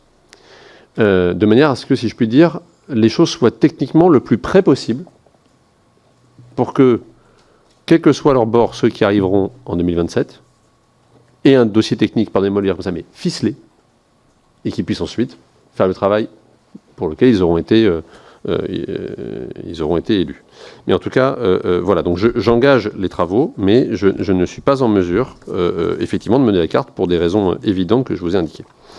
Et pas par choix, hein, parce que, croyez-moi, ça fait longtemps que je pense qu'il faut la réviser. Mes fonctions extérieures m'ont conduit d'ailleurs à m'y pencher. Ensuite, donc, sur les moyens humains et matériels dans les écoles rurales. Aujourd'hui, alors je sais que ça peut sembler surprenant, parce que je sais qu'il y a des inquiétudes très fortes de la part d'écoles rurales. Je crois que c'était votre collègue qui était là. Voilà. Et je l'entends complètement. Mais, parlons comme ça, mais l'école rurale n'est pas le parent pauvre de l'éducation nationale. Le taux d'encadrement des écoles rurales est objectivement substantiel. Et on cherche évidemment, enfin, il n'y a pas de différence entre un enfant du rural et un enfant de l'urbain en termes d'accès au MDPH, aux prescriptions, etc. Là où en revanche on parle des sujets, et ça je le confesse très volontiers, c'est que pour les AESH, on n'a pas toujours le vivier. Et que trouver le vivier d'AESH, mais d'ailleurs comme d'animateurs périscolaires, et tous ceux d'entre vous qui sont élus dans la ruralité le savent, trouver le vivier d'AESH, d'animateurs scolaires, d'ATSEM, etc., peut être très compliqué dans le rural. Ça, c'est une réalité que je ne peux pas nier. Mais en termes d'affectation de moyens, il n'y a absolument aucune disparité entre les deux. Sur la formation, sur la nécessité de consolider donc, les professionnels de santé, je l'ai dit tout à l'heure, à la fois en termes de volume et en termes de fond, moi je crois qu'on doit collectivement s'engager dans une trajectoire pluriannuelle, là aussi sans fausse promesse, mais conforme à des capacités de recrutement, qui fait qu'au fur et à mesure, on aura besoin d'un peu plus de ces personnels. Et en revanche, je crois aussi que la démographie nous conduira, au cours des 20 prochaines années, avec 2 millions d'élèves en moins, à accepter d'avoir un petit peu moins de professeurs. Il ne faut pas suivre la démographie, parce que ce serait suicidaire. Mais si on n'intègre pas les conséquences, il y a un phénomène très précis qui va se passer dans exactement 7 à 8 ans. C'est que mes successeurs, quels qu'ils soient, au bout d'un moment, n'auront plus besoin de recruter de nouveaux professeurs. Et qui passeront à 3 000 ou 4 000 recrutements par an au lieu de 20 000, et qu'on aura créé une crise de recrutement. Alors, je pourrais, j'allais dire pas en dire comme ça, mais même avec une forme comment dire, je pourrais ouvrir une forme de parapluie et vous dire, moi je prône tout de suite le maintien à zéro parce que moi ça m'arrange. Mais en réalité, si je faisais ça et si je prônais ça, je prônerais une crise du besoin de recrutement à l'horizon 7 ou 8 ans et donc une crise de recrutement à l'horizon 10 ou 15 ans. Parce qu'une fois qu'on aura cassé la machine de recrutement en termes de volume de recrutement, on sait qu'on aura du mal à la rallumer. Alors que si on a un atterrissage en douceur, on arrivera aussi à suivre la capacité du vivier. Lequel vivier, je rappelle qu'en 18 ans, on aura 600 000 étudiants qui sortiront du lycée au lieu de 800 000 aujourd'hui. C'est une génération qui disparaît tous les 4 ans. C'est ça la démographie actuelle. Par rapport à il y a 10 ans, aujourd'hui, j'ai une génération qui disparaît tous les 4 ans. 600 000 au lieu de 800 000. Et donc il faut je crois profondément, et une fois encore c'est complètement, j'allais dire, apolitique, transpartisan, etc. Je crois vraiment qu'il faut qu'on arrive à penser les choses sur 20 ans. Monsieur Bonnet, donc sur l'anxiété scolaire. Oui, l'anxiété scolaire, effectivement, vous avez raison d'augmenter. Sensiblement depuis le Covid. Probablement beaucoup plus depuis le Covid que depuis telle ou telle réforme. Parce que l'anxiété scolaire, on la trouve aussi bien au collège, auquel, comme vous le savez, on n'a pas du tout touché en termes de contenu de la scolarité entre 2017 et 2023 qu'au lycée. Donc je ne suis pas sûr qu'on puisse imputer à telle ou telle réforme l'anxiété scolaire générale qui a augmenté singulièrement au collège. Premier point. Deuxième point, je suis entièrement d'accord avec ce que vous avez dit, c'est qu'on ne peut pas faire supporter à l'école tous les remèdes de tous les maux de la société. Et c'est pour ça qu'il y a un moment, et c'est pour ça que moi j'essaie d'avoir ce débat-là sur les sujets de climat scolaire, etc. Il y a un moment où il faut collectivement on s'implique. Collectivement. Alors il y a un enjeu avec les familles, il y a un enjeu avec la société tout entière. Il y a un enjeu aussi de regard sur le métier et sur l'institution, dont on ne peut pas non plus toujours ne souligner que les dimensions complexes. Parce que moi qui vais chaque semaine dans les établissements scolaires et dans des écoles, etc., je vois surtout des choses assez merveilleuses. C'est pas que c'est pas compliqué, mais elles sont merveilleuses. Et parfois, on finit par dire que c'est compliqué en oubliant que c'est merveilleux. C'est d'abord merveilleux, et parfois, pour arriver à la merveille, c'est compliqué. Et notre responsabilité, c'est évidemment de limiter la complexité. Sur l'affaire Betaram et les suites, donc vous savez déjà, j'ai été amené à le dire, la cadence de contrôle du privé. Ces contrôles aujourd'hui, j'allais dire, se déroulent de manière nominale. Moi, j'ai une ligne là-dessus qui est très claire, qui est le droit. On fait respecter le droit. Si le droit n'est pas respecté, on en tire les conséquences. Mise en demeure, sanction. Si le droit est respecté, on en tire les conséquences. C'est-à-dire qu'on, par définition, ces établissements continuent à vivre dans le cadre du contrat qui est lié au service public de l'éducation. Et puis, évidemment, on fait aussi les inspections dans des conditions qui sont elles-mêmes respectueuses des droits des personnes. Ce qui est aussi, ponctuellement, ce qui a pu être un enjeu sur lequel j'ai apporté un certain nombre de corrections. Sur les informations préoccupantes, je prends la question sur les suites. Elle n'est pas si évidente que ça, parce que juridiquement, par définition, quand vous faites un article 40, le procureur ne vous tient pas au courant des suites de l'article 40. C'est vous transférez, c'est le principe d'ailleurs de base, c'est-à-dire que de notre état de droit, c'est-à-dire qu'on transfère à l'autorité judiciaire et au bout d'un moment, c'est le parquet qui poursuit au nom et pour le compte de la société, si je résume les choses. Donc, ça c'est partie article 40. Sur la partie IP, je vais bien regarder, mais voilà, juridiquement, c'est un temps qui est par définition complexe. Sur, Madame la députée Piron, sur l'Observatoire de non-scolarisation, alors, effectivement, moi, pour être très très transparent, et vraiment, enfin voilà, pour vous dire ce que je crois profondément, je ne suis pas forcément favorable à un Observatoire national de la non-scolarisation, parce qu'on a déjà les cellules d'évitement scolaire au niveau départemental qui associent les DAZEN, les préfets, le parquet, les conseils départementaux, les CAF, etc. Donc je suis pas forcément favorable à ce qu'on ait une structure en dur, si je puis dire, qui serait dans le fond amenée à consolider tout ça. En revanche, je serai totalement au fond de votre proposition, c'est-à-dire au fait qu'il faille on a besoin aujourd'hui d'avoir des remontées consolidées, statistiques, de ce que nous disent ces commissions d'évitement scolaire. Donc il faut qu'on travaille dessus, parce qu'aujourd'hui effectivement c'est pas quelque chose qui est complètement structuré, enfin en tout cas pas suffisamment structuré pour vous permettre d'avoir un retour régulier, ni à vous ni à moi. Et donc ça là-dessus, moi je suis tout à fait d'accord pour travailler là-dessus, vous avez raison. Et donc ça fait partie des choses qu'on va travailler. Sur l'IEF, l'instruction en famille. Donc, vous savez qu'on avait atteint un pic d'instruction en famille. On était monté à l'époque de la loi à 70 000 élèves qui étaient instruits en famille.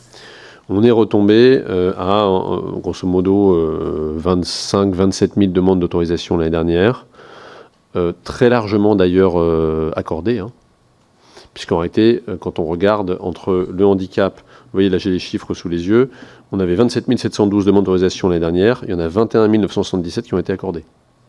Donc on est à 79,3% d'accord. Sur les fondements des critères légaux, le handicap, l'itinérance, les sportifs de haut niveau, artistes de haut niveau, et puis il y a la question du projet tenant à la situation propre de l'enfant justifiant un projet pédagogique particulier. Bon. Là-dessus, il y a eu un travail d'abord de mise en cohérence qui a été fait, puisqu'au départ, comme vous le savez, par définition, comment se lancer, il fallait que les départements aient les mêmes appréciations, etc., etc. Alors que des associations, elles, en face, accompagnaient les parents et éventuellement produisaient des mémoires tout à fait similaires dans des départements différents, pas du tout pour observer d'éventuelles réactions différentes, c'était juste pour appuyer les familles, mais enfin, ça pouvait se traduire par des réactions différentes. Donc on a été amené à clarifier les choses, à les partager, à apporter des réponses, j'allais dire, uniformes. Donc ce travail-là a été fait. Aujourd'hui, globalement, j'allais dire, en termes de contentieux, les choses se sont objectivement, je crois, beaucoup et positivement stabilisées. Donc l'enjeu pour nous maintenant, c'est effectivement d'aller identifier les enfants qui sont non scolarisés. Donc vous savez qu'il y a des relations entre les mairies, les CAF, les services d'éducation nationale. Voilà, il faudra évidemment qu'on ait l'occasion d'en rediscuter sur le fond de manière un peu précise, mais en tout cas c'est bien ça la cible. Et puis sur le tout dernier sujet, la visite en 4e. Alors, je vous réponds comme d'habitude, très très honnêtement. Je suis en réalité partagé, vraiment au sens propre. D'abord parce que sur le harcèlement a été ce que montrent les questionnaires qu'on a fait passer aux élèves et qui ont donc été analysés par l'ADEP. C'est d'ailleurs assez saisissant, hein, c'est la très grande stabilité du pourcentage d'élèves victimes de harcèlement, quel que soit le niveau scolaire. C'est-à-dire que vous oscillez entre 4,6 et 6% selon l'année de scolarité que vous êtes, mais enfin, à la fin, grosso modo, 5% des élèves chaque année, dans chaque niveau de classe, sont victimes de harcèlement. Ce qui m'a fait dire, et effectivement j'assume complètement, que tout le monde est soit auteur, soit victime, soit témoin. Voilà. Témoin, alors peut-être témoin inconscient, hein, mais que tout le monde voit des actes qui relèvent du harcèlement dans les classes. Sans forcément le savoir, mais en tout cas en est l'observateur éventuellement inconscient ou pas lucide. Je suis du coup partagé parce que je comprends, je vois très bien l'intérêt d'un dispositif de cette nature, et en même temps le fléchage sur la 4e, si c'est pour le harcèlement, je ne sais pas le justifier plus qu'un autre. Si c'est la santé mentale, évidemment, là on élargit le spectre, avec la question de savoir qui le fait, donc je comprends que c'est des psychologues de l'éducation nationale. Je rappelle quand même que les psychologues de l'éducation nationale, ils ont bien une fonction d'orientation et de conseil, ils n'ont pas une fonction de soins. Ils n'ont jamais été amenés à faire des visites systématiques, c'est une professionnalité spécifique. Et donc, si vous voulez, j'ai du mal à engager une démarche de cette nature sans envisager derrière, d'abord d'avoir suffisamment de professionnels pour le faire bien. Ensuite, donc même si on est en train d'augmenter leur nombre régulièrement, c'est quand même, ça peut être un sujet. Ensuite, d'avoir une formation qui soit adaptée en termes de professionnalité. Et par conséquent aussi en termes de suivi derrière. Et dernière chose, c'est que je conçois très bien la visite de santé obligatoire, d'ailleurs on le fait à 6 et à 12 ans, parce qu'il y a une dimension de santé physique. Et psychique, bien sûr, on intègre les VSS, etc. Mais enfin, on prend la personne dans sa globalité. Je ne sais pas dire ce que serait la réaction d'élèves adolescents de 14 ans ou 13 ans si demain on leur imposait une visite dédiée à leur santé mentale. Enfin, il y a quelque chose qui peut être vécu comme, vous voyez, potentiellement assez intrusif ou en tout cas déstabilisant et qui peut au contraire, qui pourrait paradoxalement conduire en fait l'enfant à se claquemurer dans son éventuelle souffrance. Et donc ça demande une professionnalité, si je puis dire, au carré. C'est-à-dire que c'est pas pareil de répondre à quelqu'un qui vient vous voir ou de repérer quelqu'un qui va mal et de dire tiens, viens me voir, et de dire il faut que tu ailles voir un psychologue tout de suite, le lundi matin à 9h15, de 9h15 à 9h45, parce qu'il y a une visite obligatoire en santé mentale.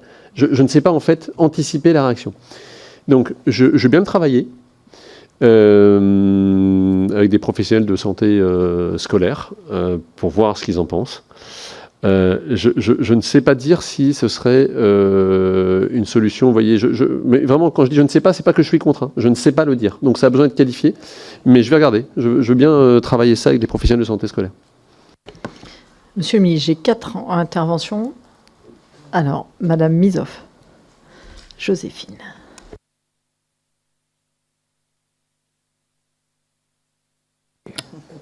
Bonne journée, pardon. Monsieur le ministre, la Convention citoyenne sur les temps de l'enfant a constitué un véritable exercice de démocratie participative. Elle a permis d'associer directement 133 citoyennes et citoyens à ces travaux, mais a aussi permis de recueillir la parole et l'expérience d'enfants et d'adolescents, dont l'un réside d'ailleurs dans ma circonscription. Cette convention a abouti à un rapport particulièrement complet, formulant 20 propositions pour mieux structurer les différents temps de la vie quotidienne de nos enfants. Et ces travaux font écho à un constat largement partagé, celui d'un modèle qui est mal articulé.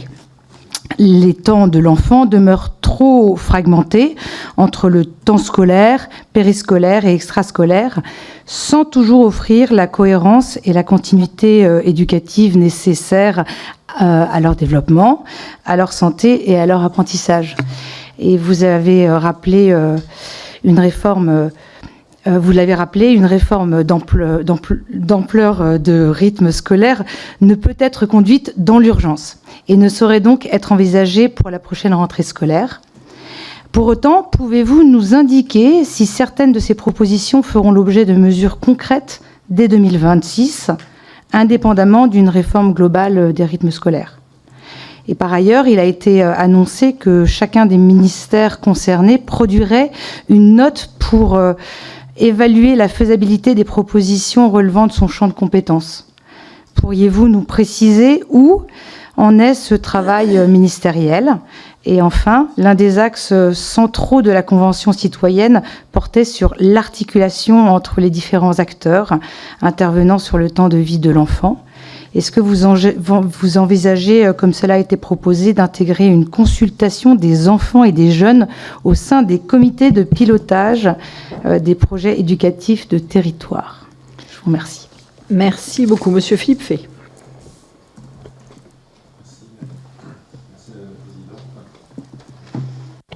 Encore. Vas-y. Voilà. Merci Madame la Présidente. Monsieur le Ministre, depuis plusieurs années, notre pays s'est engagé dans une ambition claire, bâtir une école plus inclusive, capable d'accueillir chaque élève dans des meilleures conditions, et notamment ceux présentant des besoins éducatifs particuliers, qu'ils soient liés au handicap, aux troubles des apprentissages ou à des fragilités sociales ou psychologiques. Cette ambition repose sur une condition essentielle, un taux d'encadrement adapté. Les efforts engagés depuis 2017 qui ont permis de réduire le nombre moyen d'élèves par classe dans le premier degré ont démontré leur utilité. Des classes moins chargées permettent un accompagnement de meilleure qualité, un suivi individualisé plus efficace et une inclusion réelle et non simplement déclarative.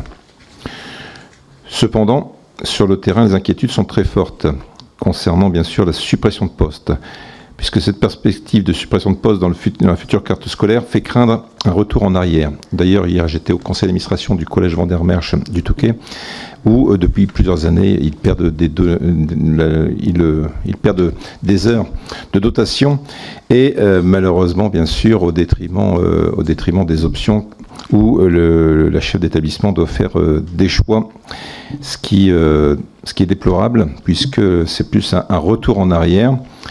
C'était également aujourd'hui au lycée Eugène Oualet de Montreuil-sur-Mer, où des élèves ont manifesté suite à la perte de leur enseignante de sciences, perte qu'ils déplorent.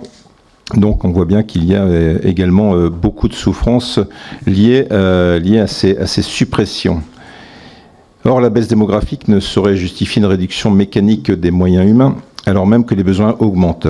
L'inclusion scolaire ambitieuse, la santé mentale des élèves, l'accompagnement des élèves en difficulté, le manque de remplaçants, la lutte contre le harcèlement scolaire. Monsieur le ministre, les besoins d'AESH sont importants. La baisse du taux d'encadrement par classe doit rester un objectif afin de garantir une ambiance propice aux apprentissages et un climat scolaire apaisé. Alors oui, comme vous me l'avez écrit, il est essentiel d'investir sur l'accompagnement social, médico-social et la santé. Mais à cela, il faut profiter de la baisse démographique qui, tout en maintenant le nombre de postes d'enseignants existants, pour apporter l'ambition d'une véritable école inclusive. Merci. Merci beaucoup. Madame Alexandra Martin. Merci Madame la Présidente. Monsieur le Ministre, je souhaitais revenir...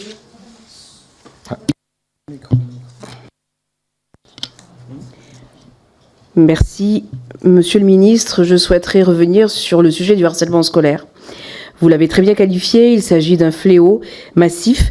17% des collégiens et lycéens disent avoir été victimes au cours de leur scolarité de faits de harcèlement.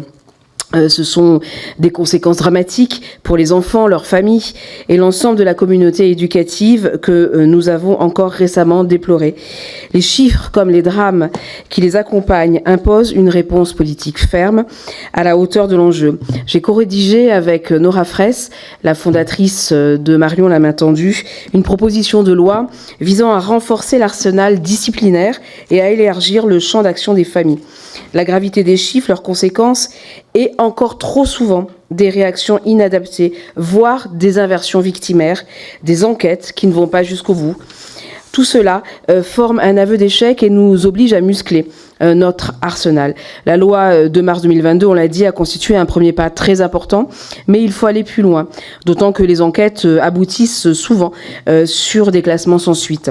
C'est ce que vise ma proposition de loi, qui prévoit de rendre effectif et systématique un droit à ouverture d'une enquête administrative systématique lorsque le moindre faisceau d'indices arrive dans le bureau du chef d'établissement ou des professeurs, d'apporter une réponse très rapide puisque c'est une course contre la montre aussi, la lutte contre le harcèlement scolaire, et d'y associer les parents. Monsieur le ministre, comment voyez-vous aujourd'hui une sensibilisation accrue des chefs d'établissement, des professeurs, je sais qu'on leur en demande beaucoup, afin qu'ils puissent recueillir de façon sérieuse, je sais qu'ils le font, mais qu'ils puissent accueillir la parole des victimes et la parole des parents. J'ai encore trop souvent des parents qui viennent me voir parce qu'ils savent que ce sujet me tient à cœur, en me disant qu'ils n'ont pas été reçus comme il fallait et qu'ils ont été renvoyés chez eux, souvent même en étant accusés eux-mêmes. Merci beaucoup. Merci beaucoup. Et Madame Colin-Sterlet. Merci Madame la Présidente. Monsieur le Ministre, moi je voudrais aborder aujourd'hui un sujet qui fait trembler chaque année des centaines de milliers de familles. Je parlais de Parcoursup et plus largement des conditions dans lesquelles nos lycéens construisent leur orientation vers l'enseignement supérieur. Alors c'est vrai que lors de sa mise en place, Parcoursup poursuivait un objectif plus que légitime, améliorer la lisibilité et l'équité dans l'accès aux formations. Et c'est vrai que ce dispositif permet par rapport à APB de simplifier le processus d'orientation et de le rendre moins aléatoire. Mais de nombreux retours de terrain invitent quand même à s'interroger sur le stress qui est ressenti par les élèves et leurs familles. En juillet dernier, j'ai rendu un rapport sur la santé mentale des mineurs et il a été énormément question de Parcoursup, de nombreux jeunes ayant l'impression d'être évalués en permanence, et les soignants que nous avons auditionnés ont unanimement souligné le caractère potentiellement anxiogène du dispositif pour les adolescents et pour leurs parents. Et les données disponibles confirment ce ressenti, puisqu'en 2025, 84% des lycéens déclaraient trouver Parcoursup stressant, et les parents, eux aussi, sont concernés, puisque 72% d'entre eux se disent stressés. On sait combien le stress parental peut rejaillir sur les enfants à des moments charnières. Alors, il ne s'agit pas du tout de contester les améliorations qui sont apportées par Parcoursup par rapport à APB, mais d'ouvrir peut-être une réflexion sur sa mise en œuvre pour mieux accompagner les élèves, réduire l'angoisse liée aux listes d'attente et à leur progression quasi quotidienne, et puis redonner du sens au temps passé au lycée. On le sait, le stress scolaire peut avoir des conséquences durables sur la santé mentale des jeunes, sur leur rapport au savoir et sur leur confiance en eux. Et puis, deuxième sujet, très rapidement, une difficulté que l'on a vu évoquée lors de cette mission d'information, une difficulté propre aux formations du secteur social et médico-social, parce que dans bien des cas, Parcoursup ne permet pas de garantir une orientation réellement fondée sur une vocation, alors même que ces métiers exigent un engagement réfléchi. Les critères de sélection peinent à prendre en compte les spécificités de ces filières, et il en résulte des choix parfois contraints ou mal préparés qui se traduisent par des abandons au cours de formation. Et à terme, ce mécanisme contribue à fragiliser l'ensemble du secteur médico-social en aggravant les ruptures de parcours, les difficultés de recrutement et la pénurie de professionnels qui sont pourtant essentielles. Alors dans ce rapport, nous avions suggéré peut-être de retirer ces formations de Parcoursup, et j'aurais aimé avoir votre avis à ce sujet. Merci beaucoup. Il y a un sujet qui n'a pas été évoqué, je ne l'avais pas mis parce que je pensais que mes collègues l'auraient évoqué, c'est le défenseur des droits des enfants que vous avez annoncé récemment. Vous avez indiqué qu'il serait auprès de la médiatrice de l'Éducation nationale. J'aimerais donc, si vous pouvez nous éclairer sur ses missions, sur son indépendance, s'il est placé auprès d'eux, sera-t-il réellement indépendant, et surtout de son articulation avec le défenseur des enfants qui est lui placé auprès du défenseur des droits. Je vais me permettre aussi d'aller dans le sens de mon collègue Arnaud Bonnet sur le fait d'informer les enseignants. Je pense qu'il faut qu'on trouve effectivement un système avec la justice, parce que quand un enseignant fait une information préoccupante ou un article de signalement, à un moment, il va avoir les parents face à lui qui vont le découvrir. Et donc, je pense qu'il est important que l'enseignant soit informé que ça peut arriver ce jour-là, pour qu'il puisse aussi se préparer ou être accompagné si jamais il y a des possibles mécontentement des parents sur le signalement qu'a fait l'enseignant. Et j'avais vous n'avez pas tout à fait répondu, donc je me permets. On a beaucoup parlé en inclusion de tout ce qui est AESH, etc. Quid du médico-social dans les écoles externalisées, les UEMA, les UEA, etc. Quelle est votre ambition sur le sujet ? Et puis, vous avez parlé de la possibilité, quand un enfant est victime, pour l'agresseur, le harceleur, d'être changé d'école. Pour moi, il y a un trou dans la raquette, c'est les violences entre deux enfants mineurs de moins de 12 ans. Un enfant de 9 ans qui agresse un enfant de 10 ans. Aujourd'hui, les enseignants nous disent qu'ils n'ont pas la possibilité de le changer d'école comme la partie harcèlement. Je pense qu'il faudrait peut-être regarder le décret.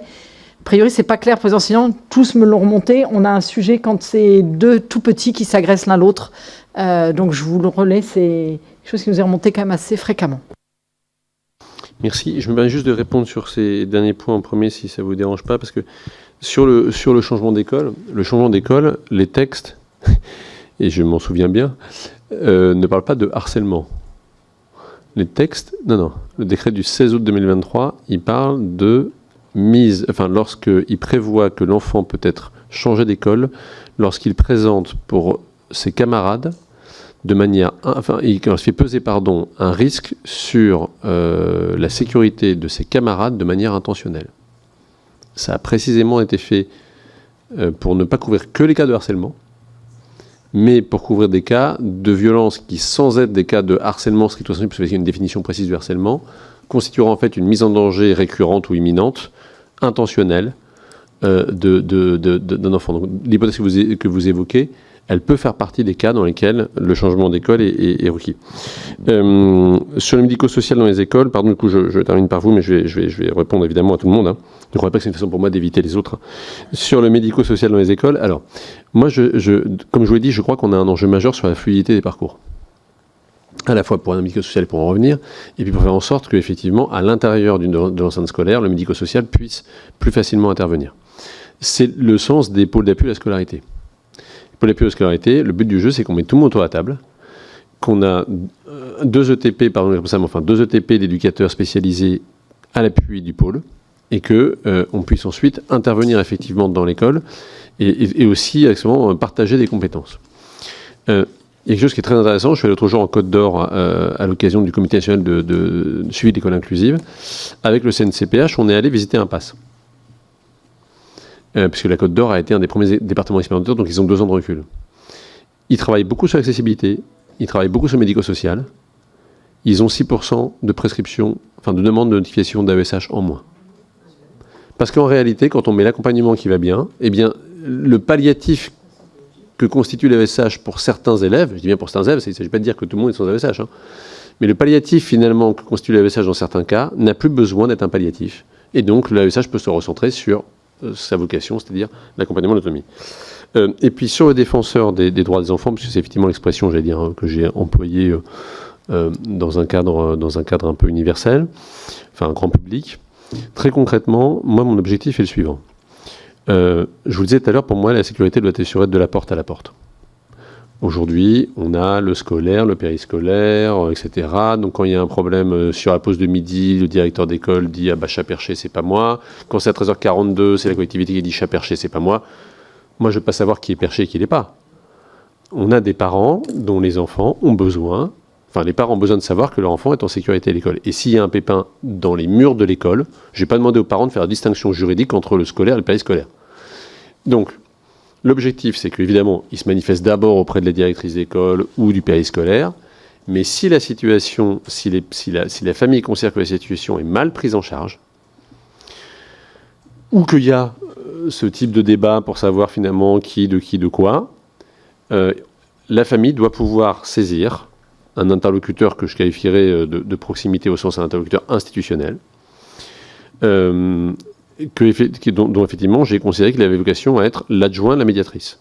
Donc adjoint de la médiatrice, ça veut dire qu'il bénéficie du même niveau de protection, du même niveau d'indépendance, mais qui sera ou qu'elle sera en charge de la protection de l'enfance.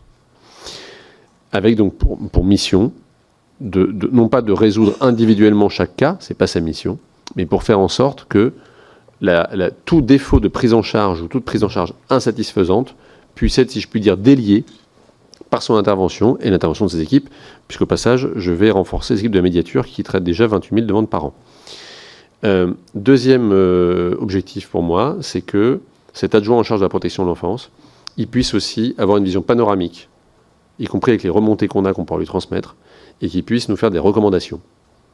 qui est un rapport annuel annexé au rapport de la médiation, qui soit consacré à la protection de l'enfance. Ça fait d'ailleurs plusieurs années au demeurant que la médiatrice a été amenée à faire des chapitres de son rapport dédié à la protection de l'enfance, parce que de fait, elle était saisie, mais de fait, pas de jure. Et donc, je suis en train d'adapter le cadre réglementaire pour qu'elle puisse l'être de jure, et qu'ensuite, de facto, elle puisse nous répondre. Donc voilà, c'est vraiment ça l'objet. Et j'ai rencontré moi-même d'ailleurs la défenseur des droits et le défenseur des enfants la semaine dernière, et on était parfaitement phasés sur cette articulation, qui évidemment, j'allais dire, ne marche sur les compétences de personne, mais permet en réalité d'avoir un système de premier niveau, et comme on a d'ailleurs la médiatrice de l'éducation nationale, qui historiquement était la transposition du médiateur de la République au niveau de l'éducation nationale, comme elle est dans d'autres ministères, et comme elle est aujourd'hui d'ailleurs l'interlocutrice de la défenseur des droits, donc cette relation-là, elle sera assurée. Alors, Madame la députée, pardon, du coup je reviens derrière, sur la Convention citoyenne. Donc, plusieurs choses. D'abord, il se trouve que j'ai reçu la Convention citoyenne hier matin. Donc voilà, je vais le dire, et que j'ai demandé aux recteurs de tous recevoir dans leurs académies respectives les citoyens présents à la Convention relevant de leur territoire.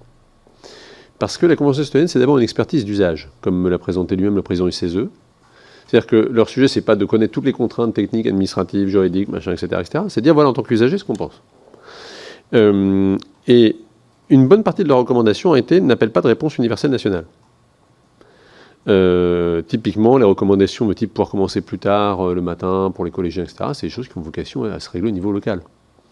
Si je suis sur un établissement un lycée de 1500 élèves, moi, dire au chef d'établissement avec les contraintes qui sont les siennes, et puis tant qu'à faire, vous n'utilisez pas le créneau de 8 à 9, je pense que je vais me faire accueillir assez fraîchement. Si par contre, dans des petits collèges ruraux, etc., où il y a un temps de transport particulier, où il y a 300 élèves, parfois il y en a 55, en lien avec ce qu'on va se dire tout à l'heure, pardon, je ne sais plus où c'était, oui, avec M. Fay, sur la démographie. Donc, dans ces conditions-là, évidemment, ça peut être autre chose. Donc, moi, ma conviction profonde, c'est qu'en réalité, c'est une source d'inspiration pour que, d'abord, localement, on puisse faire un certain nombre de choses. Ça a été aussi une source d'inspiration pour certains travaux, puisqu'ils préconisaient l'interdiction des réseaux sociaux au moins de 15 ans. Ça tombe bien. Tout le monde oublie, parce que tout le monde est parti sur les rythmes scolaires, mais dans les propositions, il y avait l'interdiction des réseaux sociaux que vous avez voté en première lecture il y a une quinzaine de jours, et je vous en remercie. Pour le reste, donc, il y a l'enjeu de l'organisation autour des temps scolaires. Ma conviction profonde, elle est double. Un, ça relève pour moi typiquement d'un débat de présidentiel 2027. Non pas par plaisir de l'y renvoyer, mais parce que, pour exactement les mêmes raisons que tout à l'heure, je ne peux pas le faire pour la rentrée 2026. Et si je l'annonçais en novembre ou en décembre 26 pour la rentrée 27, je pense que là aussi je me ferai accueillir assez fraîchement, non pas par chez l'établissement, mais par ceux qui seront amenés à présenter des programmes dans le cadre d'une présidentielle. Et la deuxième conviction, c'est que je pense qu'on ne peut pas aujourd'hui avoir la même réponse partout. Moi j'ai vraiment une conviction profonde qu'il faut épouser les réalités territoriales de ce pays. Quand des parents mettent leur enfant dans la pirogue sur le fleuve du Maroni pour que leurs enfants arrivent au collège, la réalité, c'est qu'ils arrivent au collège à 7h15 du matin. Et à 7h15 du matin, l'enjeu, c'est d'ouvrir l'établissement. C'est pas de le fermer en disant rendez-vous à 9h. À l'inverse, quand je suis dans un collège urbain, etc., pas très gros, peut-être que l'enjeu, c'est de pouvoir dormir un peu plus tard le matin, à condition que ça n'ait pas été parce que j'étais sur les réseaux sociaux jusqu'à 2h du matin. Petite parenthèse au passage. Et dernière chose, évidemment, c'est la coordination avec les différents acteurs, notamment les associations d'éducation populaire. Je ne suis pas sûr qu'on soit tout à fait à la main aujourd'hui, très honnêtement. Ça fait des années qu'on parle des continuums des temps de l'enfant, etc., voilà, en disant c'est le même enfant qui passe d'un temps à l'autre. La réalité, c'est que c'est le même enfant qui continue à passer d'un temps à un autre. Et que là-dessus, il nous reste du travail à faire. Ça fait partie des chantiers qu'on a avec Marina Ferrari, notamment, mais on a clairement un chantier à faire. Sur les enjeux de suppression de postes. Bon, j'ai déjà été amené à m'en expliquer plusieurs fois, mais je me permets de revenir dessus. On a un des fondements démographiques, je vous l'ai dit, 1 million d'élèves en moins entre 2019 et 2029 dans le premier degré, et un deuxième million à l'échelle de l'ensemble du système éducatif d'ici quelques années. Bon.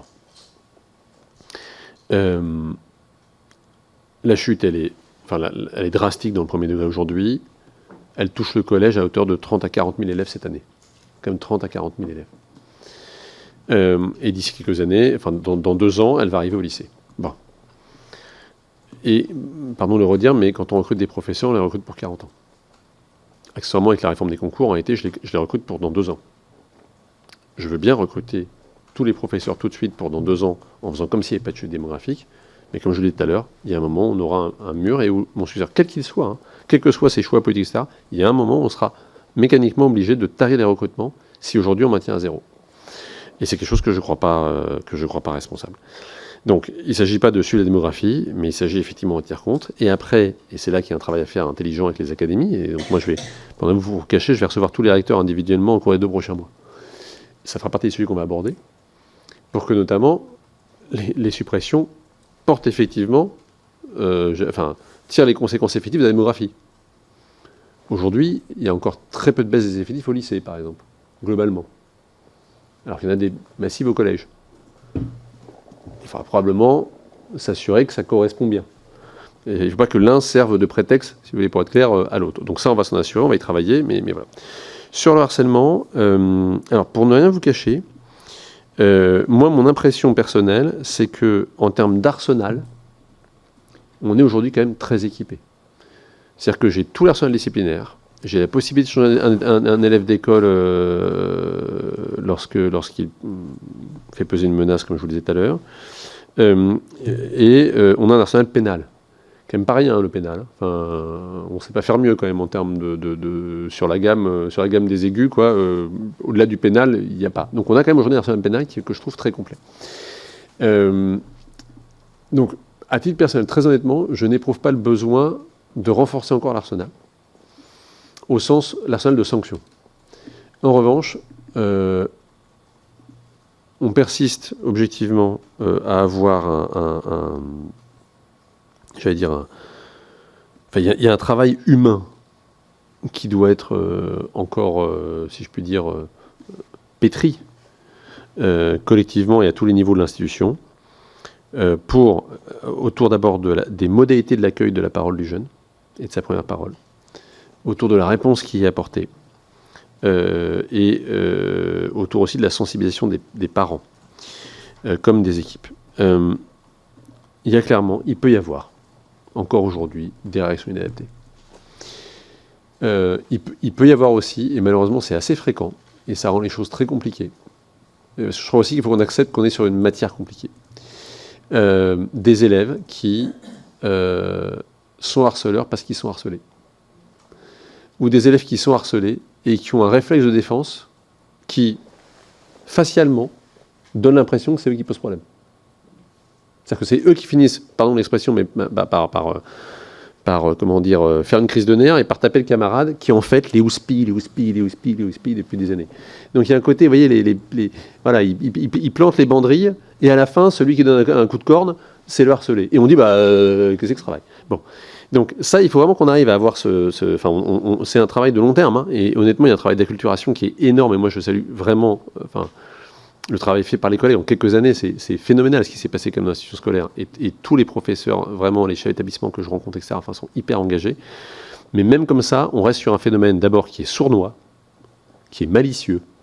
Les gens qui harcèlent, ils sont malins, quoi. Malheureusement, voilà, et qui en partie nous échappe. Et l'autre élément auquel moi je tiens beaucoup, c'est que dans le même décret du 16 août 2023, et ça c'est quelque chose qu'on a activé, mais honnêtement peut-être pas encore suffisamment, et qu'il faut que je rappelle régulièrement, il est prévu qu'un chef d'établissement peut également sanctionner un élève qui a participé à du cyberharcèlement sur un enfant qui n'est pas de l'établissement. Vous savez qu'historiquement, le pouvoir disciplinaire des chefs d'établissement, il était périmétré, si je puis dire, à l'établissement. C'est-à-dire qu'il fallait que la victime et le coupable soient relèvent de si je suis chef d'établissement, il fallait auparavant que la victime et le coupable relèvent de mon autorité. Désormais, si la victime ne relève pas de mon autorité, mais que le coupable relève de mon autorité, je peux prendre des sanctions disciplinaires. Et ça, c'est quelque chose qu'il faut très clairement plus activer pour faire comprendre qu'en fait, je ne suis pas protégé par les murs de mon bahut quand je fais du harcèlement en ligne. Et ça, c'est majeur. Alors honnêtement, ça, je pense que le niveau d'appropriation n'est pas encore suffisant, et donc on va y travailler. Sur Parcoursup, alors, évidemment, je l'observe, comme vous. Je vais être très honnête avec vous. Moi, je suis quand même encore frappé de toutes les fausses rumeurs et parfois dans des caisses de résonance où on n'attend pas des fausses rumeurs qui circulent sur Parcoursup. Quand on dit que Parcoursup trie les élèves, c'est mensonger. Parcoursup ne fait rien du tout. Parcoursup fait se rencontrer l'offre et la demande. Ce sont les formations qui sélectionnent les élèves. C'est pas Parcoursup. Et donc, quand on dit que Parcoursup est une machine à tri, etc., c'est faux. Et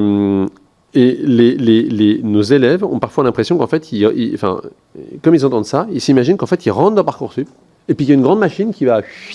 Vous savez, comme dans un flipper, quoi. Vous rentrez, la balle sort dans le truc, et puis pouf, elle ressort dans une autre direction 10 fois plus vite.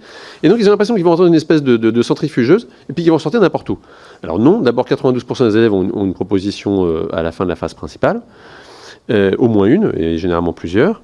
Et ensuite, c'est pas Parcoursup qui les trie, et je pense qu'on a un travail collectif vraiment de démystification, si je puis dire, de ce Parcoursup. Il y a simplement un système de rencontre d'offres et de demandes.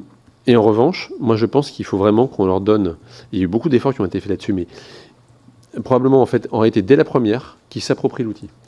Parce que l'outil, quand même, quand on se plonge dedans, c'est quand même bien fait, quoi. C'est-à-dire, on voit tout, voilà. Et donc, il y a tous les chiffres, tous les machins, etc. Mais par contre, il y a un degré voilà, ça demande un travail d'appropriation. Et puis la troisième chose, c'est que, et pas en le dire comme ça, mais je crois qu'on n'arrivera jamais à résoudre le stress d'orientation. Enfin, je pense qu'on a tous été stressés à un moment ou à un autre à se demander ce qu'on allait faire au cours de notre année de terminale. Là, on a un effet d'amplification, c'est que dans des générations antérieures, je ne veux pas qualifier la vôtre, donc je me permets de qualifier la mienne, donc à ma génération, on faisait des dossiers papier et en réalité, on s'inscrivait à ce qu'on connaissait. Et donc, on envoyait partout, mais c'est en réalité dans très peu d'endroits, parce que notre connaissance du spectre était infiniment limitée. Aujourd'hui, vous tapez, vous avez 10 000 formations. Et donc, il y a une espèce d'hyper-oxygénation, si je puis dire, intellectuelle, avec l'effet, vous voyez, wow, bon. Et donc, il faut qu'on arrive aussi, et ça c'est le travail plutôt de l'orientation, et notamment des professeurs principaux qui font là aussi un travail justement quand même assez remarquable, hein. Enfin, moi je me permets de les saluer une nouvelle fois, mais il faut qu'il y ait ce travail d'appropriation. Vous savez, il va y avoir aussi un autre effet, dont d'ailleurs qu'on commence à voir maintenant, hein, moi dans les gens que j'interroge, c'est qu'on va avoir un effet de transmission familiale. Ce qui n'était pas le cas au début. C'est-à-dire que les grands frères, les grandes sœurs y étant passés, progressivement, la démystification, elle passe aussi par là. Alors du coup, par rapport à ce que vous disiez sur le secteur social et médico-social, alors j'avoue ne pas avoir d'idée absolument préconçue, parce que actuellement tout ça dépend de l'enseignement supérieur et pas de votre serviteur. Donc je parle sur Philippe Baptiste, qui ici est à côté de moi, me donnerait peut-être une tape sur la tête en me disant mais pas du tout. Moi, pour cette raison-là, je ne suis spontanément, mais vraiment sous toute réserve, pas favorable à sortir des formations de Parcoursup. Parce que de fait, c'est le guichet unique pour les élèves et que ça leur donne la visibilité. En revanche, et notamment sur les filières type éducateur spécialisé, etc., qui sont des filières comme vous dites de vocation, il y a quand même aujourd'hui, alors d'abord les critères ils sont choisis par les formations elles-mêmes, et ces formations-là aujourd'hui, elles introduisent par exemple des oraux. Quand vous êtes éducateur spécialisé, la plupart des formations, vous avez un oral d'entretien avec la formation en question. Ce que je crois très positif. Et donc, la modulation a été des modalités de sélection, qui accessoirement d'ailleurs permet aussi aux jeunes de savoir qu'il n'est pas dans une machine, mais qu'il y a bien en face de lui des gens qui étudient comme partout des dossiers, qui le reçoivent, etc. est à mon avis bon à prendre. Donc voilà, c'est comme ça que j'aurais tendance à réagir sur votre proposition. Merci Monsieur le Ministre, vous avez accordé beaucoup de temps pour répondre, je pense, à beaucoup de sujets. Je ne sais pas si on en a oublié, mais sûrement. Mais en tout cas, merci beaucoup de nous avoir accordé tout ce temps. Et vous me permettrez un dernier mot pour toutes ces équipes éducatives et tous ces enseignants qui chaque jour accompagnent nos petites têtes blondes avec plus ou moins de difficultés. Et nous avons quand même pas mal de challenges à relever avec vous parce que l'éducation nationale est importante pour notre pays. Elle fait les citoyens de demain. Merci beaucoup, Monsieur le Ministre, du temps que vous avez accordé. Merci. Merci d'avoir suivi cette audition consacrée aux droits des enfants. Pour continuer à suivre les travaux des délégations et commissions parlementaires, abonnez-vous à Hémicycle, laissez un like et partagez cette vidéo.